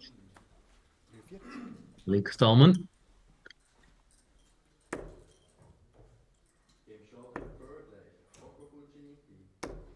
What do you think the atmosphere must be like in that arena right now, James? We've got a tense game here. We've got tense games going on from other knockout games. Stefan Hackler. Oh, outrageous there from Lucas Dalman, hitting treble 20 and then going for the bullseye. He's also hit a big 20 as well with his last dart, which has left him single 5, which is, considering your position of you're in a semi-final, yes. It's 2-2-all, I think.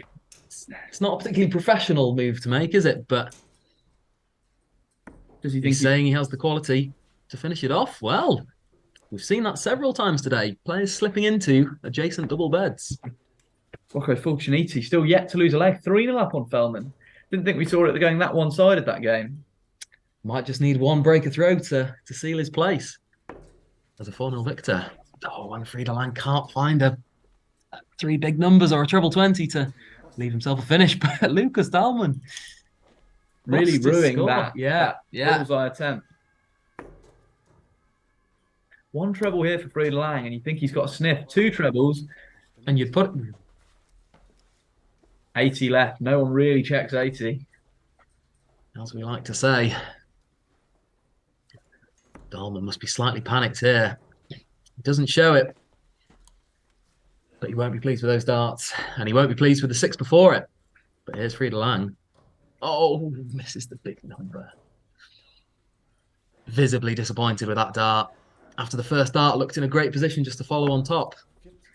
As you say, the players completely different. It's nice to see some emotion on the face of the players. Oh, Lucas Dalman holds his nerve.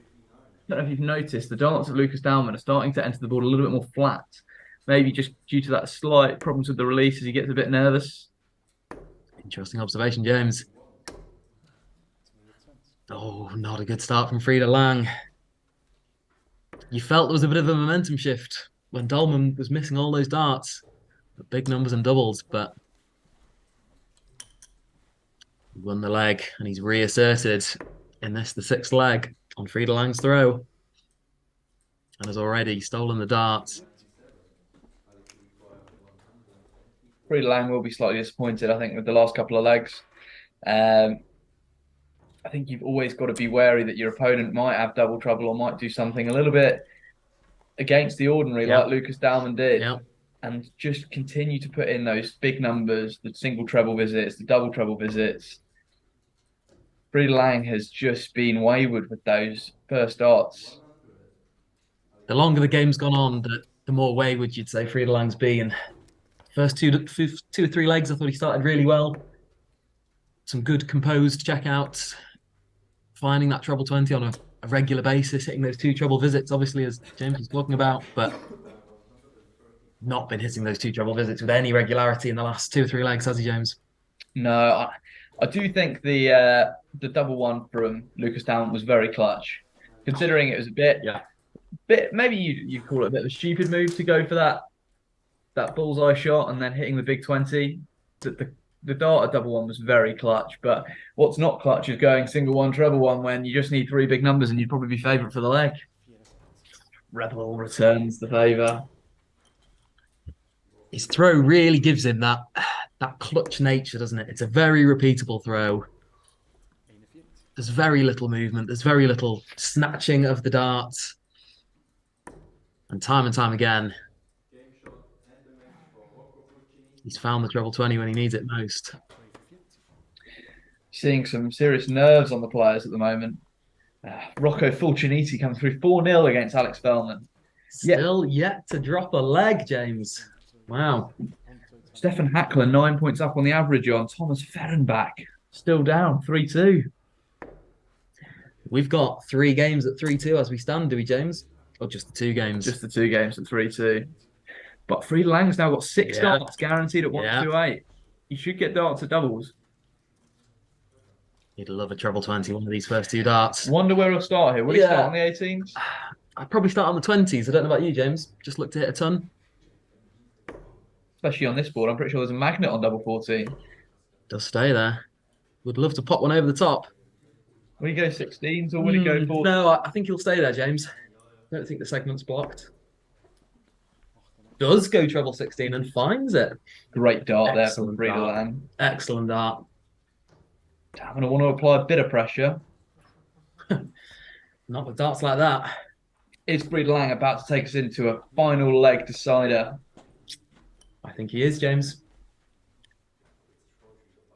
Second dart in hand is my prediction. Should be able to slide under there nicely. Ooh, a little bit too far. He has been slightly nervy on the doubles. That's one thing I would say about Frieda. He certainly has. Lucas Dalman has been really tetchy the last couple of legs as well, though. He's throwing 21 darts. About to be 24 darts in this leg. And he's not under 100 points. Which is why Frieda Lang is back for 3 more. At double 10. Maybe thinking about splitting this. Doesn't. Pins double 5. Expertly. To level this game at 3 apiece. And take us into a last leg decider. How do you see this one going, Trav? Well, the advantage of throw is crucial, James. We said this at the start. I think the momentum right now is with Frieda Lang. Lucas Dahlman's had 6 poor visits in a row, 6 wayward visits. So I think Frieda Lang will be full of confidence right now. Needs a treble after that first dart. As I've said, the swaying into that single one for Frieda Lang could cost him. Yeah. I think the scoring power of Lucas Dahlman is slightly too much. Big visit incoming. Final leg in this quarterfinal affair. And Frieda Lang has not started in the way he would have liked. Big scoreboard pressure. But we've seen missed darts a double in this game. We've seen this missed single numbers. Needs to hang on his coattails, though. Needs to stay with Lucas Dahlman here. Runs the risk of getting blown away in this final leg. Lucas Dahlman hasn't. He's had a good leg. I wouldn't say it's been a great leg even. You shouldn't be in a situation where you're on 4-2-7 after 9 darts. That's criminal. That's poor. That is poor. He'll be kicking himself. It's one of those who'll be replaying this leg in his head tonight. And it will not be a good dream. I would say it'll be a nightmare. It's been his worst leg of the game. Unfortunately for Frieda, it's come in the deciding leg when he needed quality the most. He's come up trumps. Needs a 180 or a 140 here minimum, really, to stay in the leg. Lucas Dahlman, plenty of time with this 96. Finds the treble 20. Double 18. Goes inside double 18. But he'll be back for 3, possibly 6 more. As Lucas Dahlmann looks at double 9 to send himself into the semi-final. Ooh, into our favourite double 14 segment. Not the intended target. So more darts to be thrown.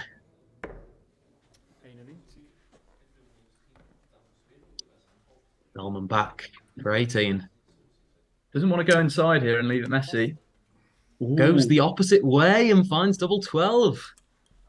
This really is becoming messy for Lucas Dahlmann now. What can Frida Lang do? We go bullseye. Treble 19. This isn't over yet, folks. Lucas Dahlmann puts a very low dart in for double 9. Frida will be praying that he gets a shot. And he will. Wow. You can really see the emotion on both players' faces here. Frida Lang having a sip of Coke here for the biggest 3 darts of his life. Composes himself. Suspect he'll look at 20s here, first dart. Would love 2 darts. The double 4, it'll just be 1. 16 or 8. Make sure of the big number. Oh, He does not. Has a big target to aim at, but pulls it very low into single 7. yeah, a couple of those. There's the 80 that's happened. Oh, and he's hit another even number, which isn't going to leave him on a nice finish. Oh, Lucas Dahlmann. Has he been gifted this game on a silver plate? Big dart, though. He's had chances already. And more chances come and go for Dahlmann. For the great escape of Frida Lang. Oh, no. Frida, give yourself darts. Give yourself darts. 11 remaining. So, does now get a match dart. And it'll be for double 4. Frida Lang looks to have pulled that into single 6. Woo. These are nervy moments from both players. Dahlmann, he's hit it once in the game. Doesn't hit it for the second time in this game. Leaves himself on double 1. Frida Lang on 29. He's busted it. Oh.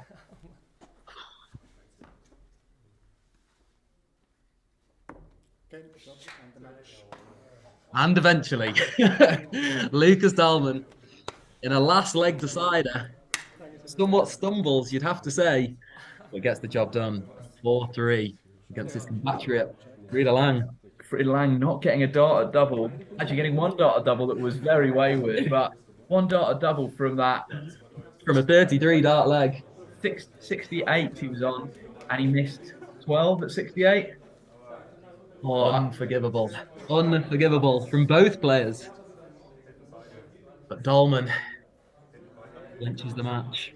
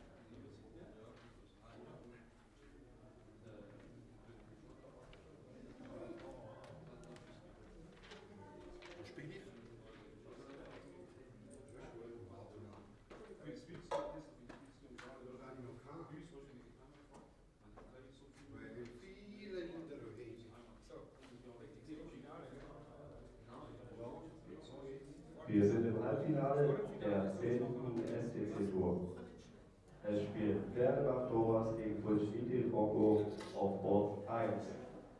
Maurits Jochen gegen Dalman Lukas auf Board 2. Caller der Partie ist Frieda Lang. Gespielt wird First to 5 Legs.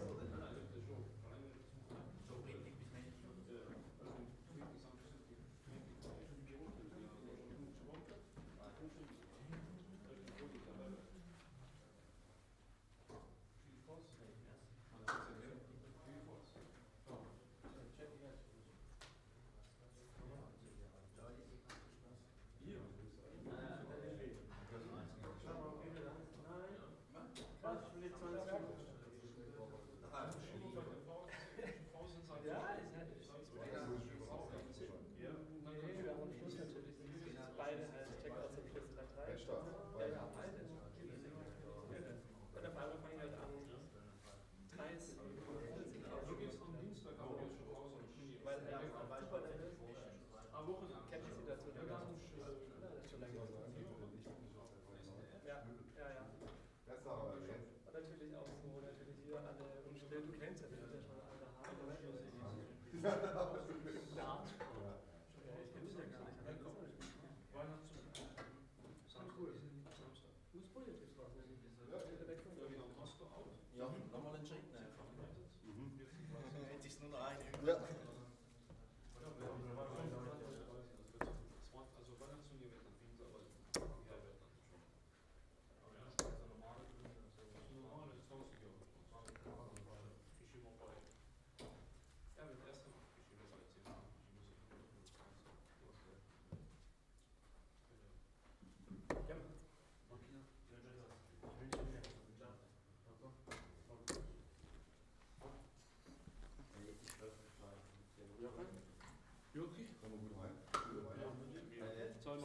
Zweimal Stopp und dann sind wir zu Hause.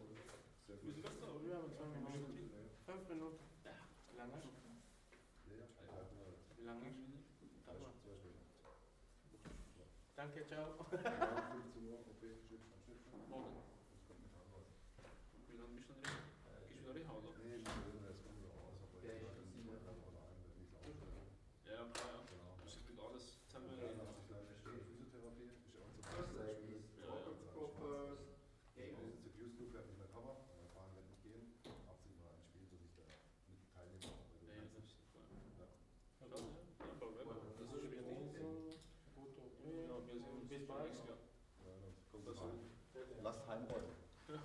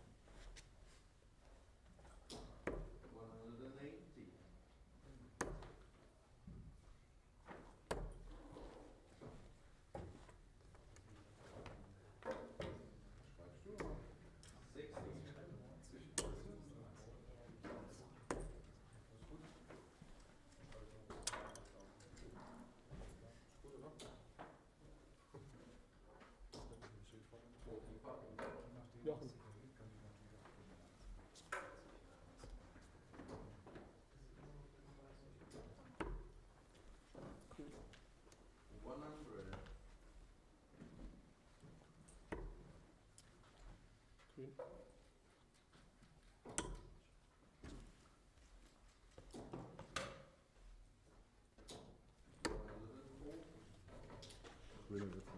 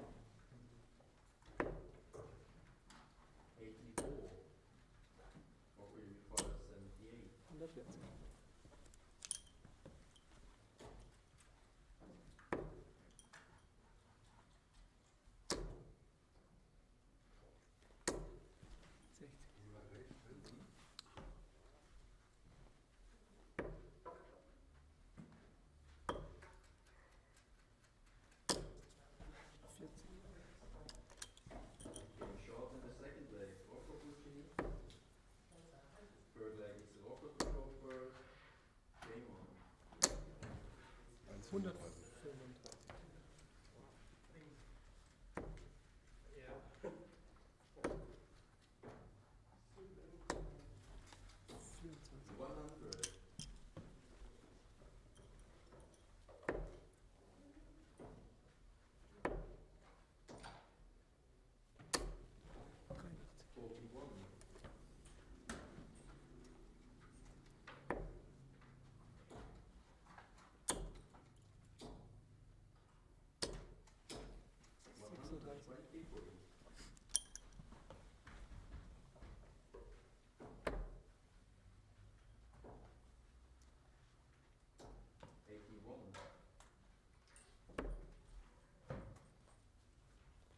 Come on. Check. Check. 56.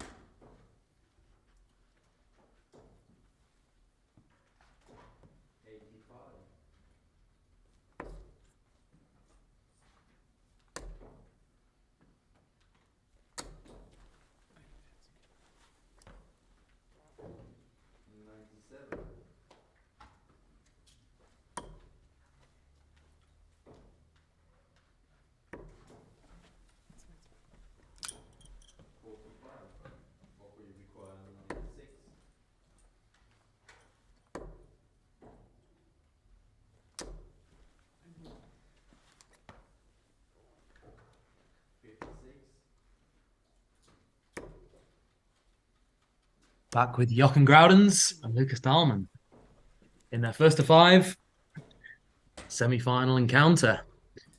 We've seen Jochen Groudens there with an early break of throw. Lucas Dahlmann looking to put those early nerves of the quarterfinals long to bed and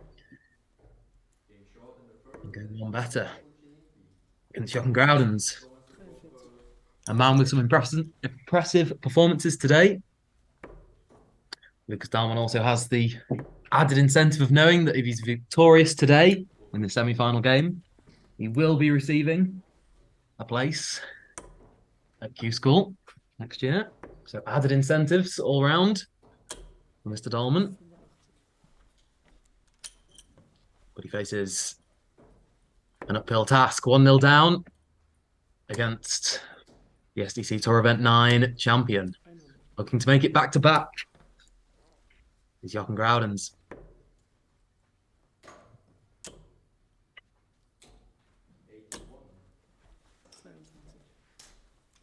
Dahlmann come out of the traps a little bit slowly here in this opening couple of legs. Matt, what would you say if I told you that Mr. Fortuniti's still not lost a leg yet and it's 3-0 up in the semi-final? I would say that's a brilliant 80 checkout by Jochen Groudens there, but it looks increasingly likely. Like Rocco with the new darts could well be making it all the way to the final without losing a leg. I'd like to think that the final would be too competitive a fixture for Rocco to run away 6-0. But to get this far into the day,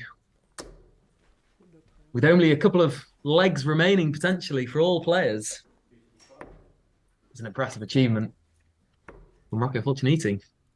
Lucas Dallman has previously beaten Jochen Groudens, but I think this could be a step too far today. Jochen seems to have upped his level since they first met in Steel Tip Darts Club Schaffhausen days. Two real regulars of the tour here, aren't they? Two very experienced SDC players. Lucas only ever turns up on the Sundays. Might have other commitments on Saturdays. Jochen Groudens, the humble grape, always very calm and always at every single SDC event. Been 10 for 10, I believe. Of course, the no-cap Groudens. We've mentioned it before. We'll mention it again. Jochen Groudens yet to lose on the SDC when being capless, which he certainly is, of course, today against Lucas Dallman, as he has been all day. Just a quick word, James. What do you think of his shirt today, Jochen Groudens? I don't recognise that. Well, the same shirt yesterday. Did he really? Okay. Yeah, indeed. But normally goes for a much more understated shirt. There's obviously the clear German semblance there, isn't there, with the yellow and red on the sleeve, of course. I wonder if Mr. Fulciniti will be trying to find a cap backstage to put on his head for the final. Will he go tops here? Ooh, yeah. Was lining up the tops. Check out. Oh, misses the big number. Allows Dallman a little bit more breathing room on this 62. I don't think he'll want to be leaving too much from here. I think he'll want to try and check this out because Groudens is 12 for tops. A very ruthless player, and 59 is doable. Oh, does. Been ruthless on tops. May have struggled on some other double segments in his last couple of knockout rounds, but no falters there. Checks. 62 with his third dart in hand on double top.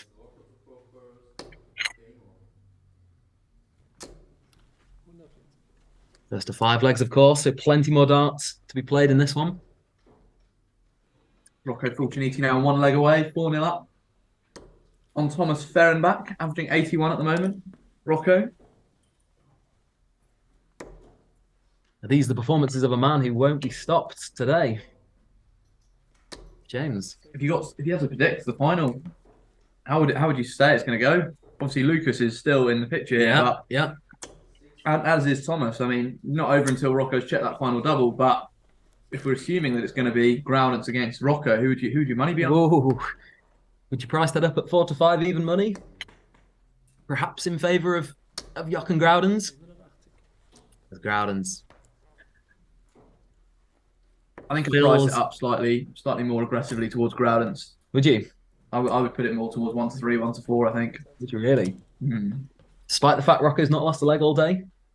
You think that statistic counts for very little? Rocco's not played someone who can average 90. Ooh. Groudens with a little smile there, knowing that the 25 was the intended target for double 18. Too accurate hitting the bullseye, but he'll be back.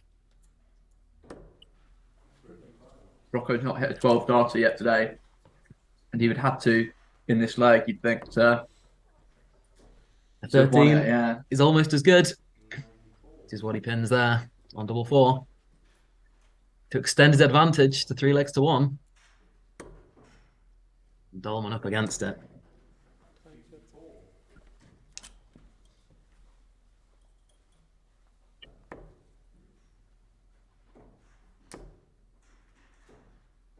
Groudens averaging 96 here after 4 legs. Very good standard of darts. We're seeing murmurs of a Rocco Fulciniti first leg loss for today. James Wilkinson will be here to confirm or deny in due course with his eyes on the other streaming board. Of course, our attention is on Groudens and Dallman. Dallman looking to fight his way back. It's one of those, you watch it and you look at Dallman's, that's currently averaging 70, but it looks almost pathetic in comparison to Grounds' 96. And 70 is no mean feat of an average. It's very solid darts.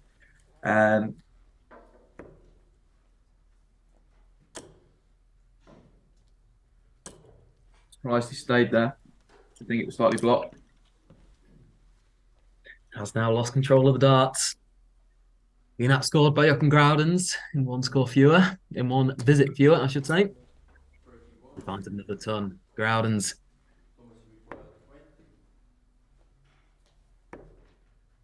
As he looks to be cantering ever closer towards that winning line.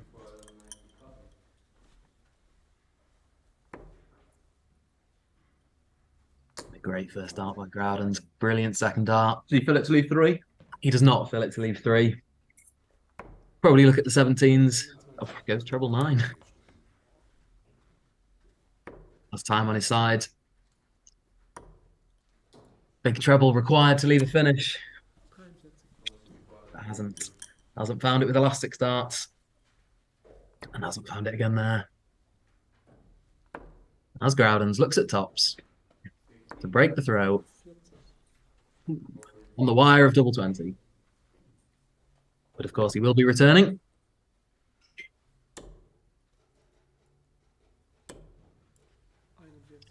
And not under any significant pressure.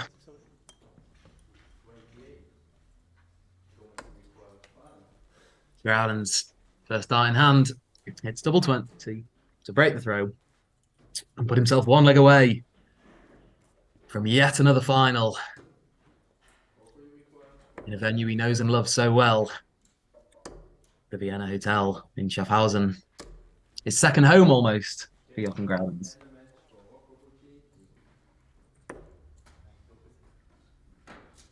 Rocco Fulciniti does win all 5 legs of his semi-final, reaching a final without dropping a leg.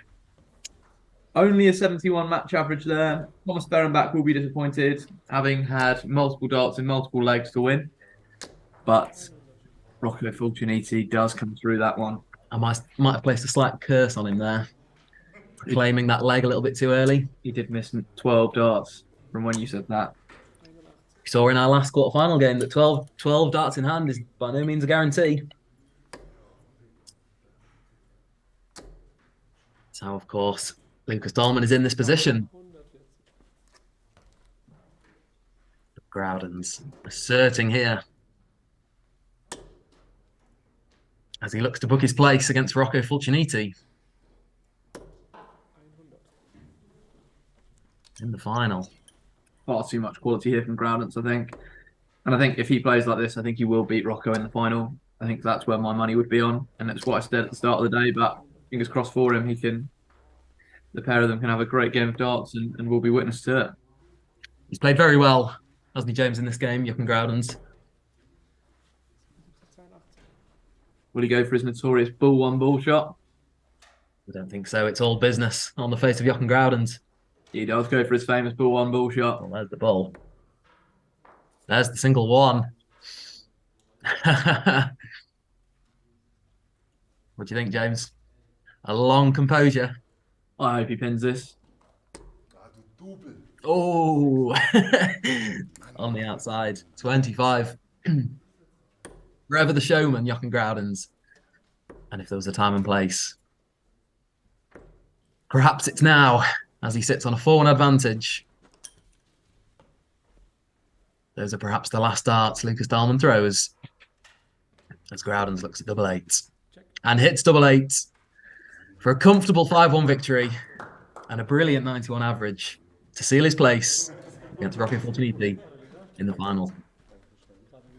Lovely man is Jochen, and it's going to be an exciting game in the final against Rocco. 2 friends, also fierce rivals on the darts board, so it's going to be interesting to see how it goes. We'll be back shortly for the final.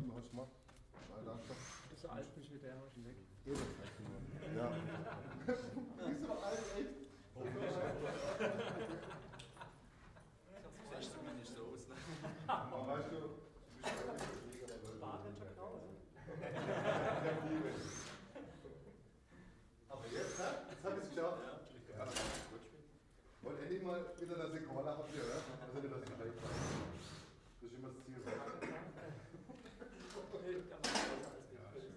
bisschen. Und vor allem hat er eine bessere Pflege.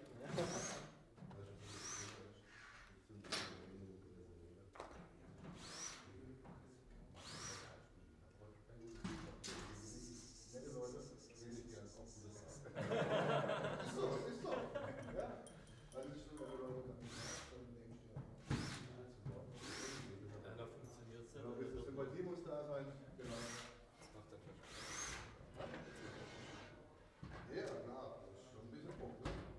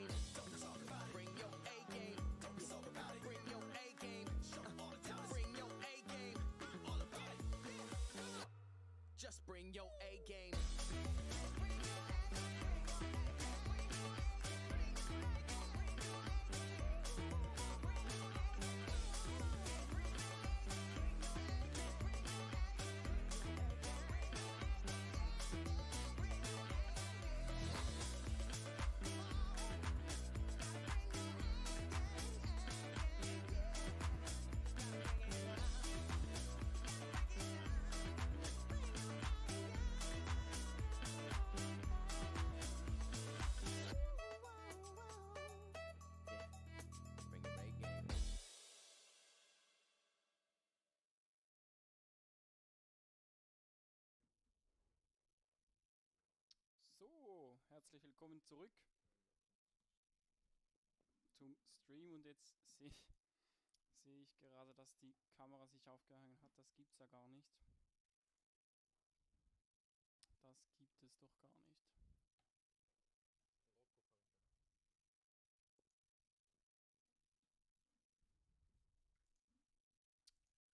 First leg is Rocker to throw first, game on. Oh je, das tut mir jetzt aber richtig leid, dass sich die Kamera tatsächlich vor dem Finale aufgehangen hat. 45. Das gibt's wieder mal nicht. Das ist wirklich unglaublich.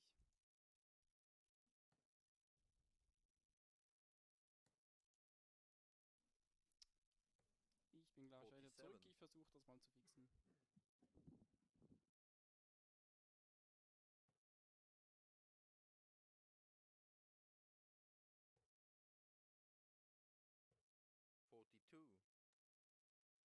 Hello all and welcome back to SDC Tour Event 10 from the Vienna Hotel in Schaffhausen. We're just currently resolving the camera issues that we're facing at the moment, but we'll be ready to rock and roll shortly. You can see the scores on your screen and you can see the players, just trying to get a proper view of the board set up. Currently, we have in the final Jochen Graudens, who is the favourite and the number 1 seed, and he's going up against number 2 seed and a player yet to lose a leg all day in Rocco Fulciniti.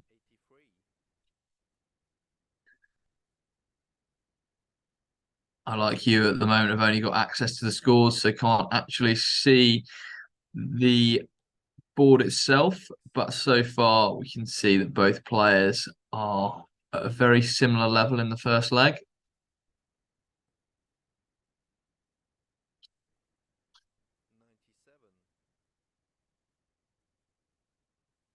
Good visit there from Jochen. This is on the Fulciniti throw, so this is quite an important opening leg. 60.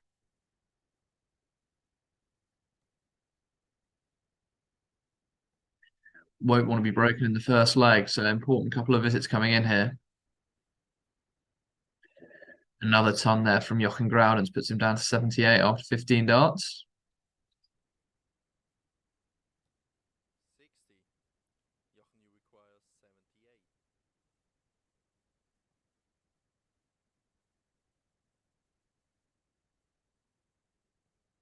Game short in the first leg. Jochen Graudens. Second leg is Jochen to throw First leg there to Jochen Graudens in 3 darts. Good breaker throw there in 18. Rocco will now need a break back, and that is the first leg that Rocco has lost all day today. 48.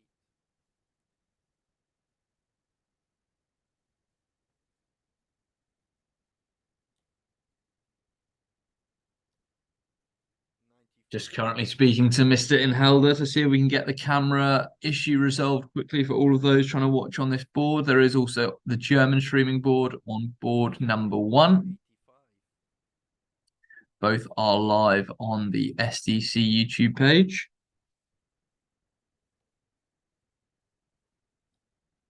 59.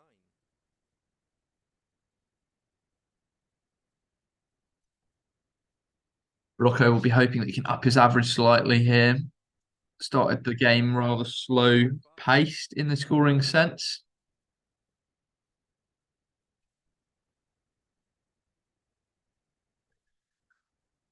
A nice bow tie there being rocked as well by our scorer and announcer Christopher.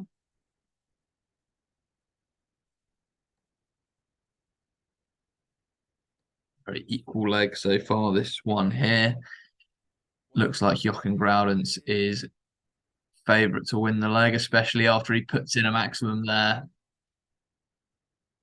leaving 93 after just 12. Very good scoring leg. 80.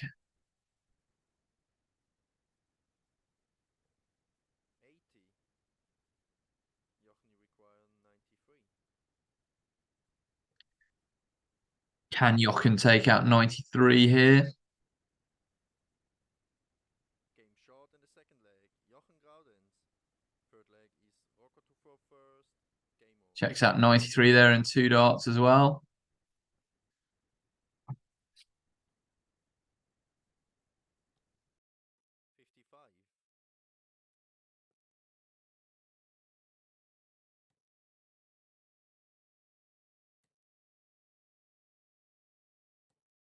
One 180.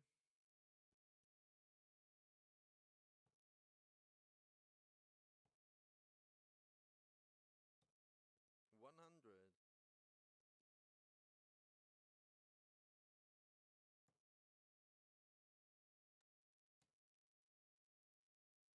Another 180 there for Jochen Groudens at the start of the leg. Unfortunately, we're not going to see a 9-dart finish just yet, but nevertheless, some good darts here. Still trying to get the issue with the camera resolved. Hopefully, we'll be able to get this fixed in due course.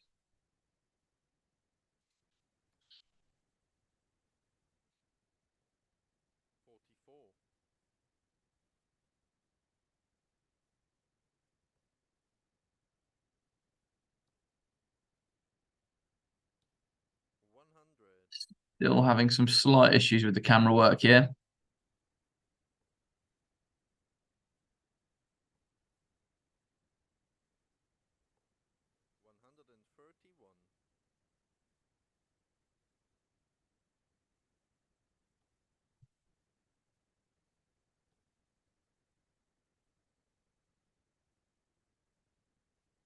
See Mark and Lauren Fent, the founders of the SDC, in the top right corner there.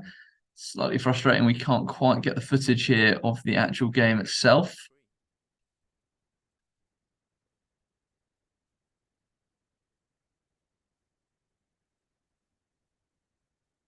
Big leg here if Jochen breaks back again. 38. Rocco, you require 41.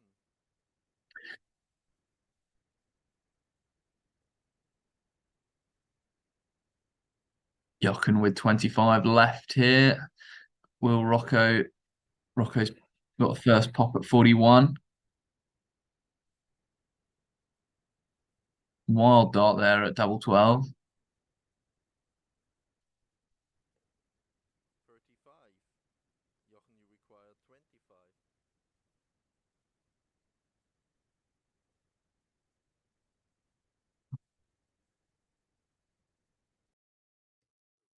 Nine. Rocco, you require 6. Game short in the third leg. Rocco Fulciniti. Fourth leg is Jochen to throw first.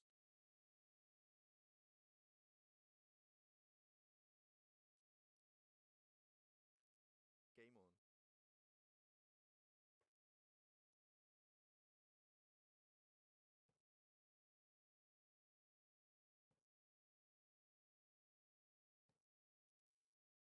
Six.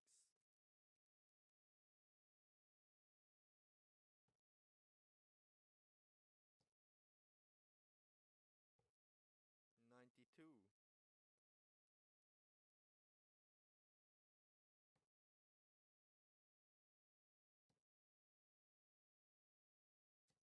180.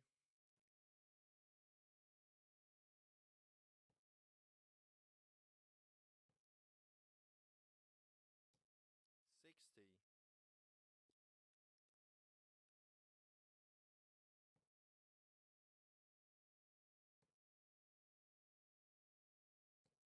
45.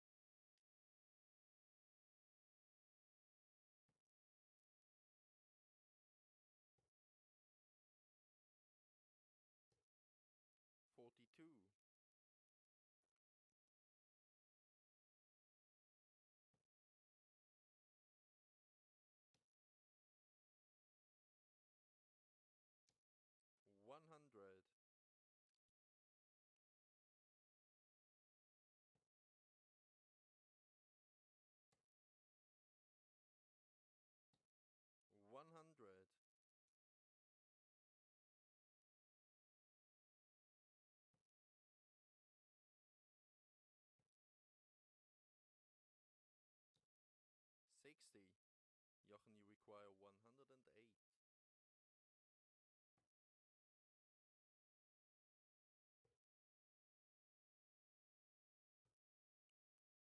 45.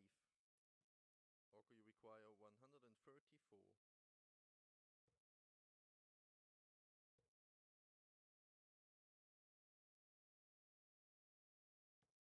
54. Jochen, you require 63.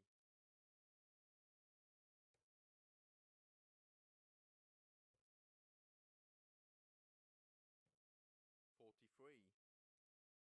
Rocco, you require 80.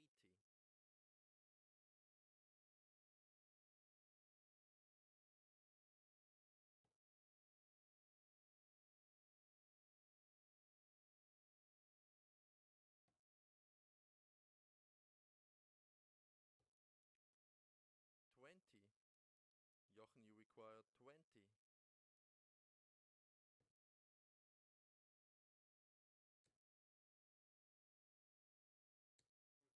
'No score. Rocco, you require 60.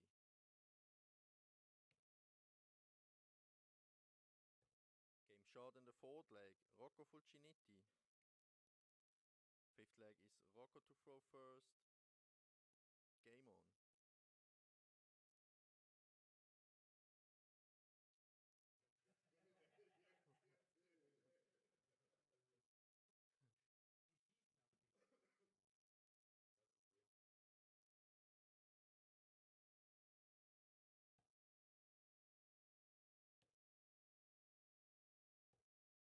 $47.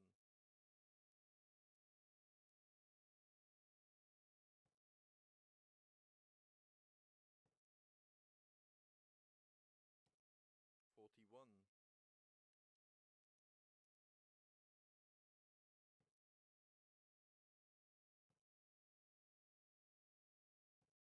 41. 36.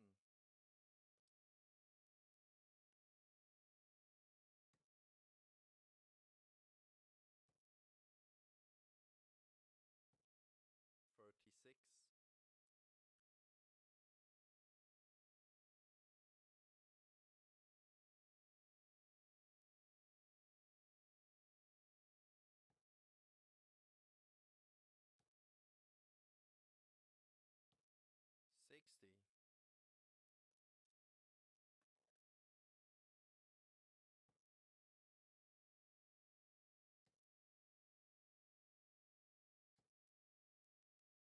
60.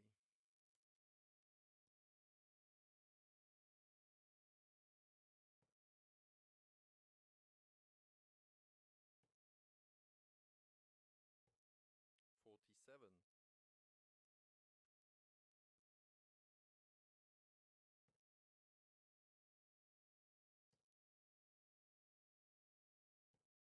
100.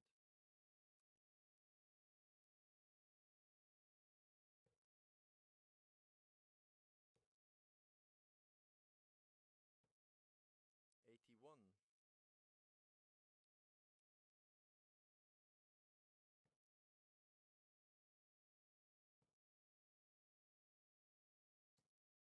60.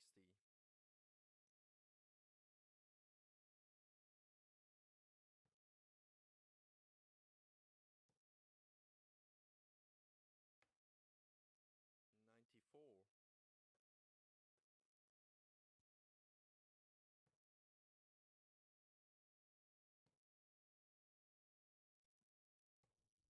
80. So, meine Rocco, you require Zuschauerinnen und Zuschauer, 131. wir melden uns aus der Kommentatorenkabine zurück zum Finale. Leider, ja, wie irgendwie immer zum schlechtesten Zeitpunkt hat die Technik Jochen, uns you einen require Streich gespielt. 124. Entsprechend ist ja, das Setup jetzt nicht mehr ganz so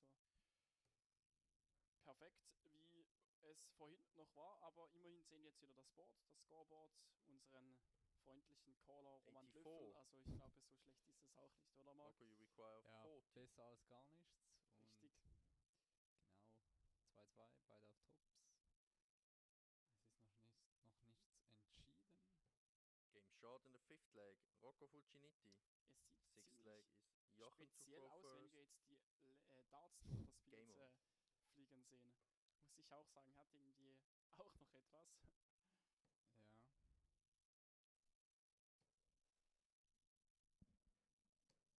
140. Aber ja, immerhin können wir jetzt das Finale verfolgen, wo Rocco jetzt tatsächlich 3:2 vorne liegt.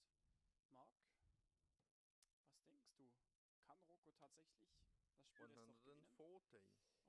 Oder macht's Jochen am Schluss eben doch mit seiner Klasse? Ja, es könnte auch sehr gut einen Decider geben. Also, das ist ja eben, wie gesagt, 81. das Finale der 1 gegen die 2, zumindest an diesem Wochenende. Mhm.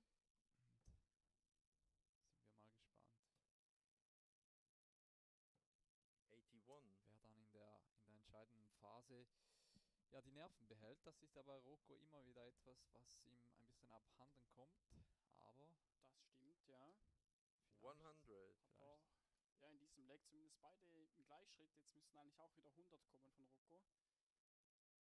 Oder macht er es noch ein wenig besser? Oh ja, das macht er. wow, was für eine 180. 180, alle drei auf einen Punkt. Ja, und wieder einmal der sogenannte perfekte Zeitpunkt nach 9 Pfeilen auf 100 Punkten Rest. 60. Da ziehen wir den Rocco, you Hut. require 100. Jetzt den 11 Darter spielen, das würde ihm doch einen richtigen Push geben, oder? Ja, definitiv. Ja, der war aber weit weg. Kann immer noch ein 12er Ja. spielen. Doppel 19. 81. Und Jochen, you require Jochen könnte 120. jetzt aber auch Shanghai Finish. Triple 20 braucht er jetzt. Nein, 44. die wird's nicht. Rocco, you require 19. Was denkst du? Weiß Roman, dass er jetzt so prominent im Stream zu sehen ist?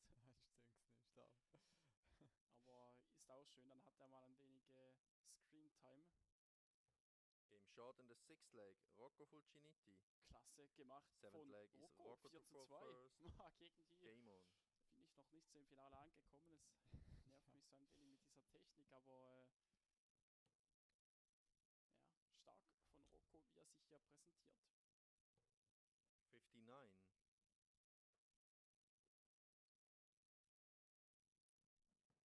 In diesem Stream könnte man jetzt so eine ewige Schlaufe machen, wenn es genug gut auflösend wäre.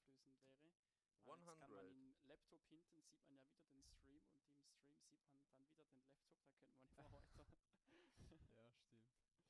ja, stimmt. Drüben, ja, der 60. Laptop für den zweiten Stream, den unsere Kollegen auf Englisch kommentieren.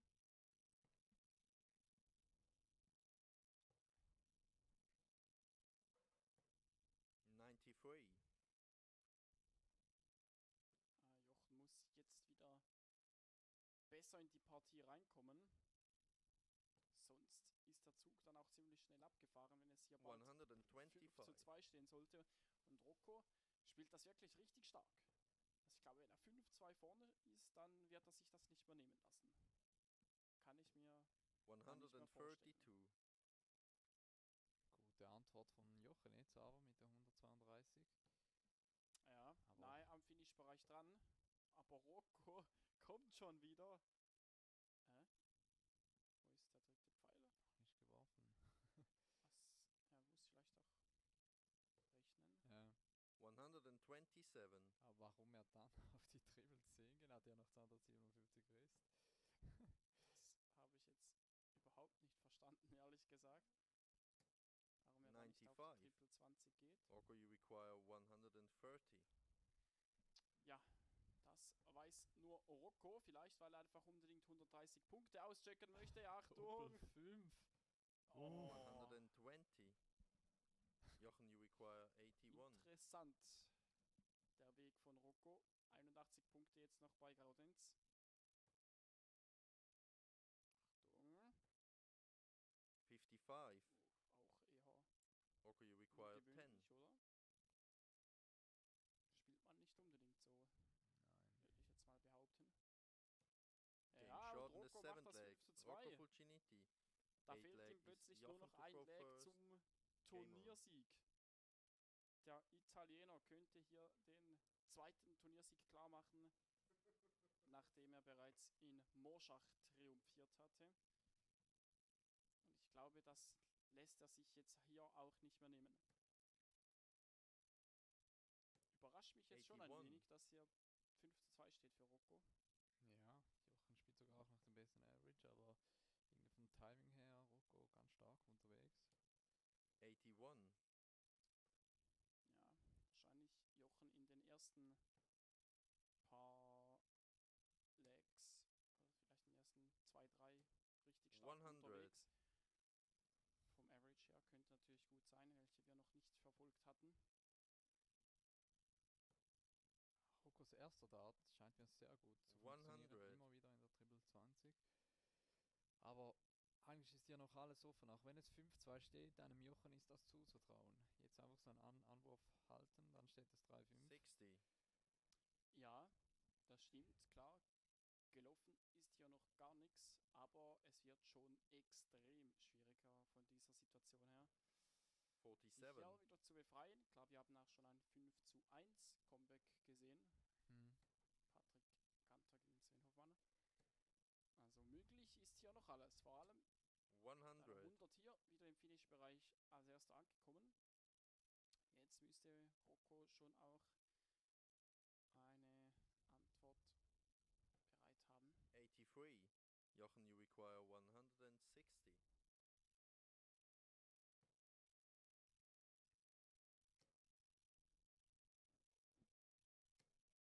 »60.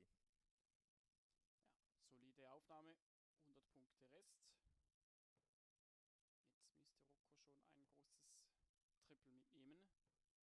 45. Jochen, you Tut require das aber 100. nicht.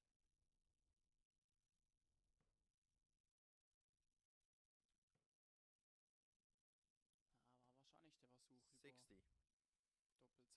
über Doppel Rocco, 20, you Doppel require 20. 145. Aber er wird aller Wahrscheinlichkeit nach nochmal ans Board kommen, außer Rocco checkt hier jetzt diese 145 Punkte aus.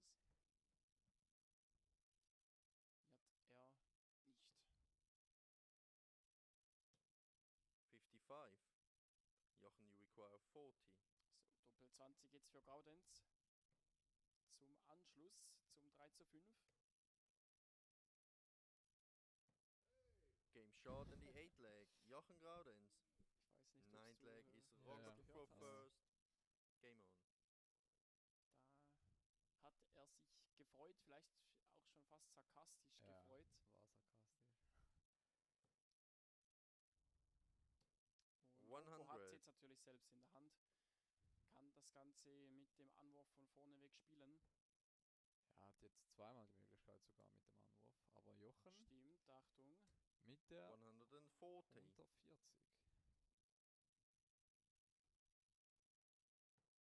Ja, klasse Antwort auf die 100 von Rocco. Und hat direkt 95. Spuren hinterlassen, wollte ich schon sagen. Der letzte Pfeil rettet die Aufnahme aber nochmal gut. 95 sind in Ordnung. Muss jetzt eigentlich wieder ein Triple kommen von Gaudenz. 30. Lässt hier aber ziemlich federn.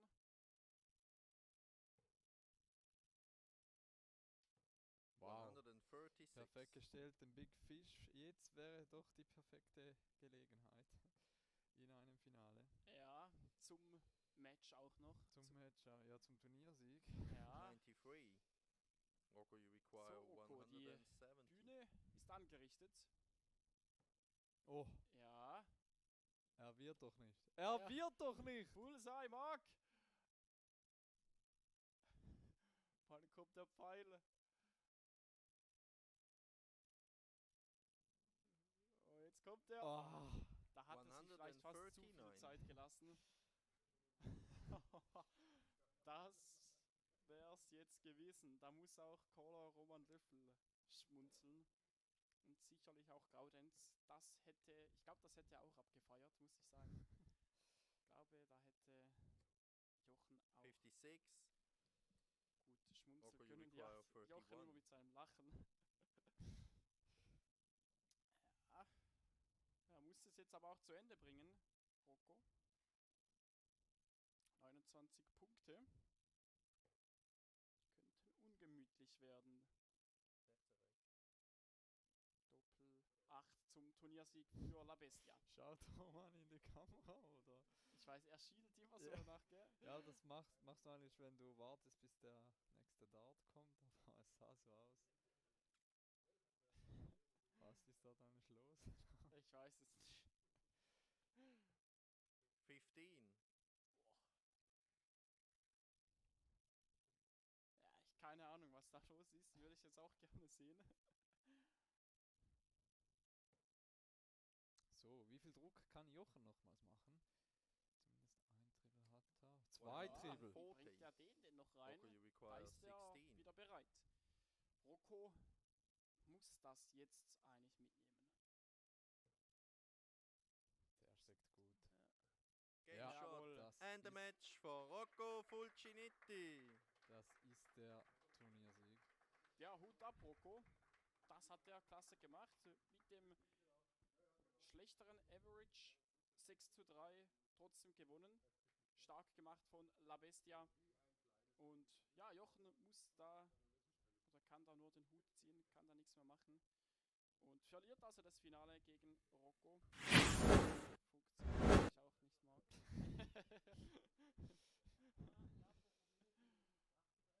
Ja, okay, dann wieder zurück. Ja.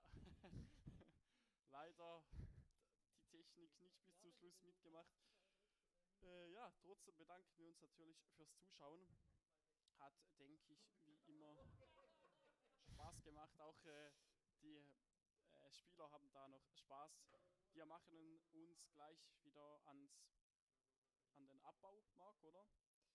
Ja. Und bedanken uns ganz herzlich fürs Zuschauen. Und dann wünsche ich euch noch einen ganz schönen Abend. Von meiner Seite wäre es das gewesen. Marc, abschließende Worte. Ja, weiter geht es am 20. und 21. Januar. Dann sind wir in St. Gallen. Ja, bis dahin schaut die Darts-WM. Genau. Es ist ja zu empfehlen über die Weihnachtstage, über Neujahr. Ja, und ich denke, die 4 Wochen werden dann auch ziemlich schnell vorbeigehen und dann sind wir wieder wie immer live im Schaffhauser Fernsehen und auf YouTube. 20. 21. Januar. 21. 22. Januar. Ja, ich glaube so rum. Ja.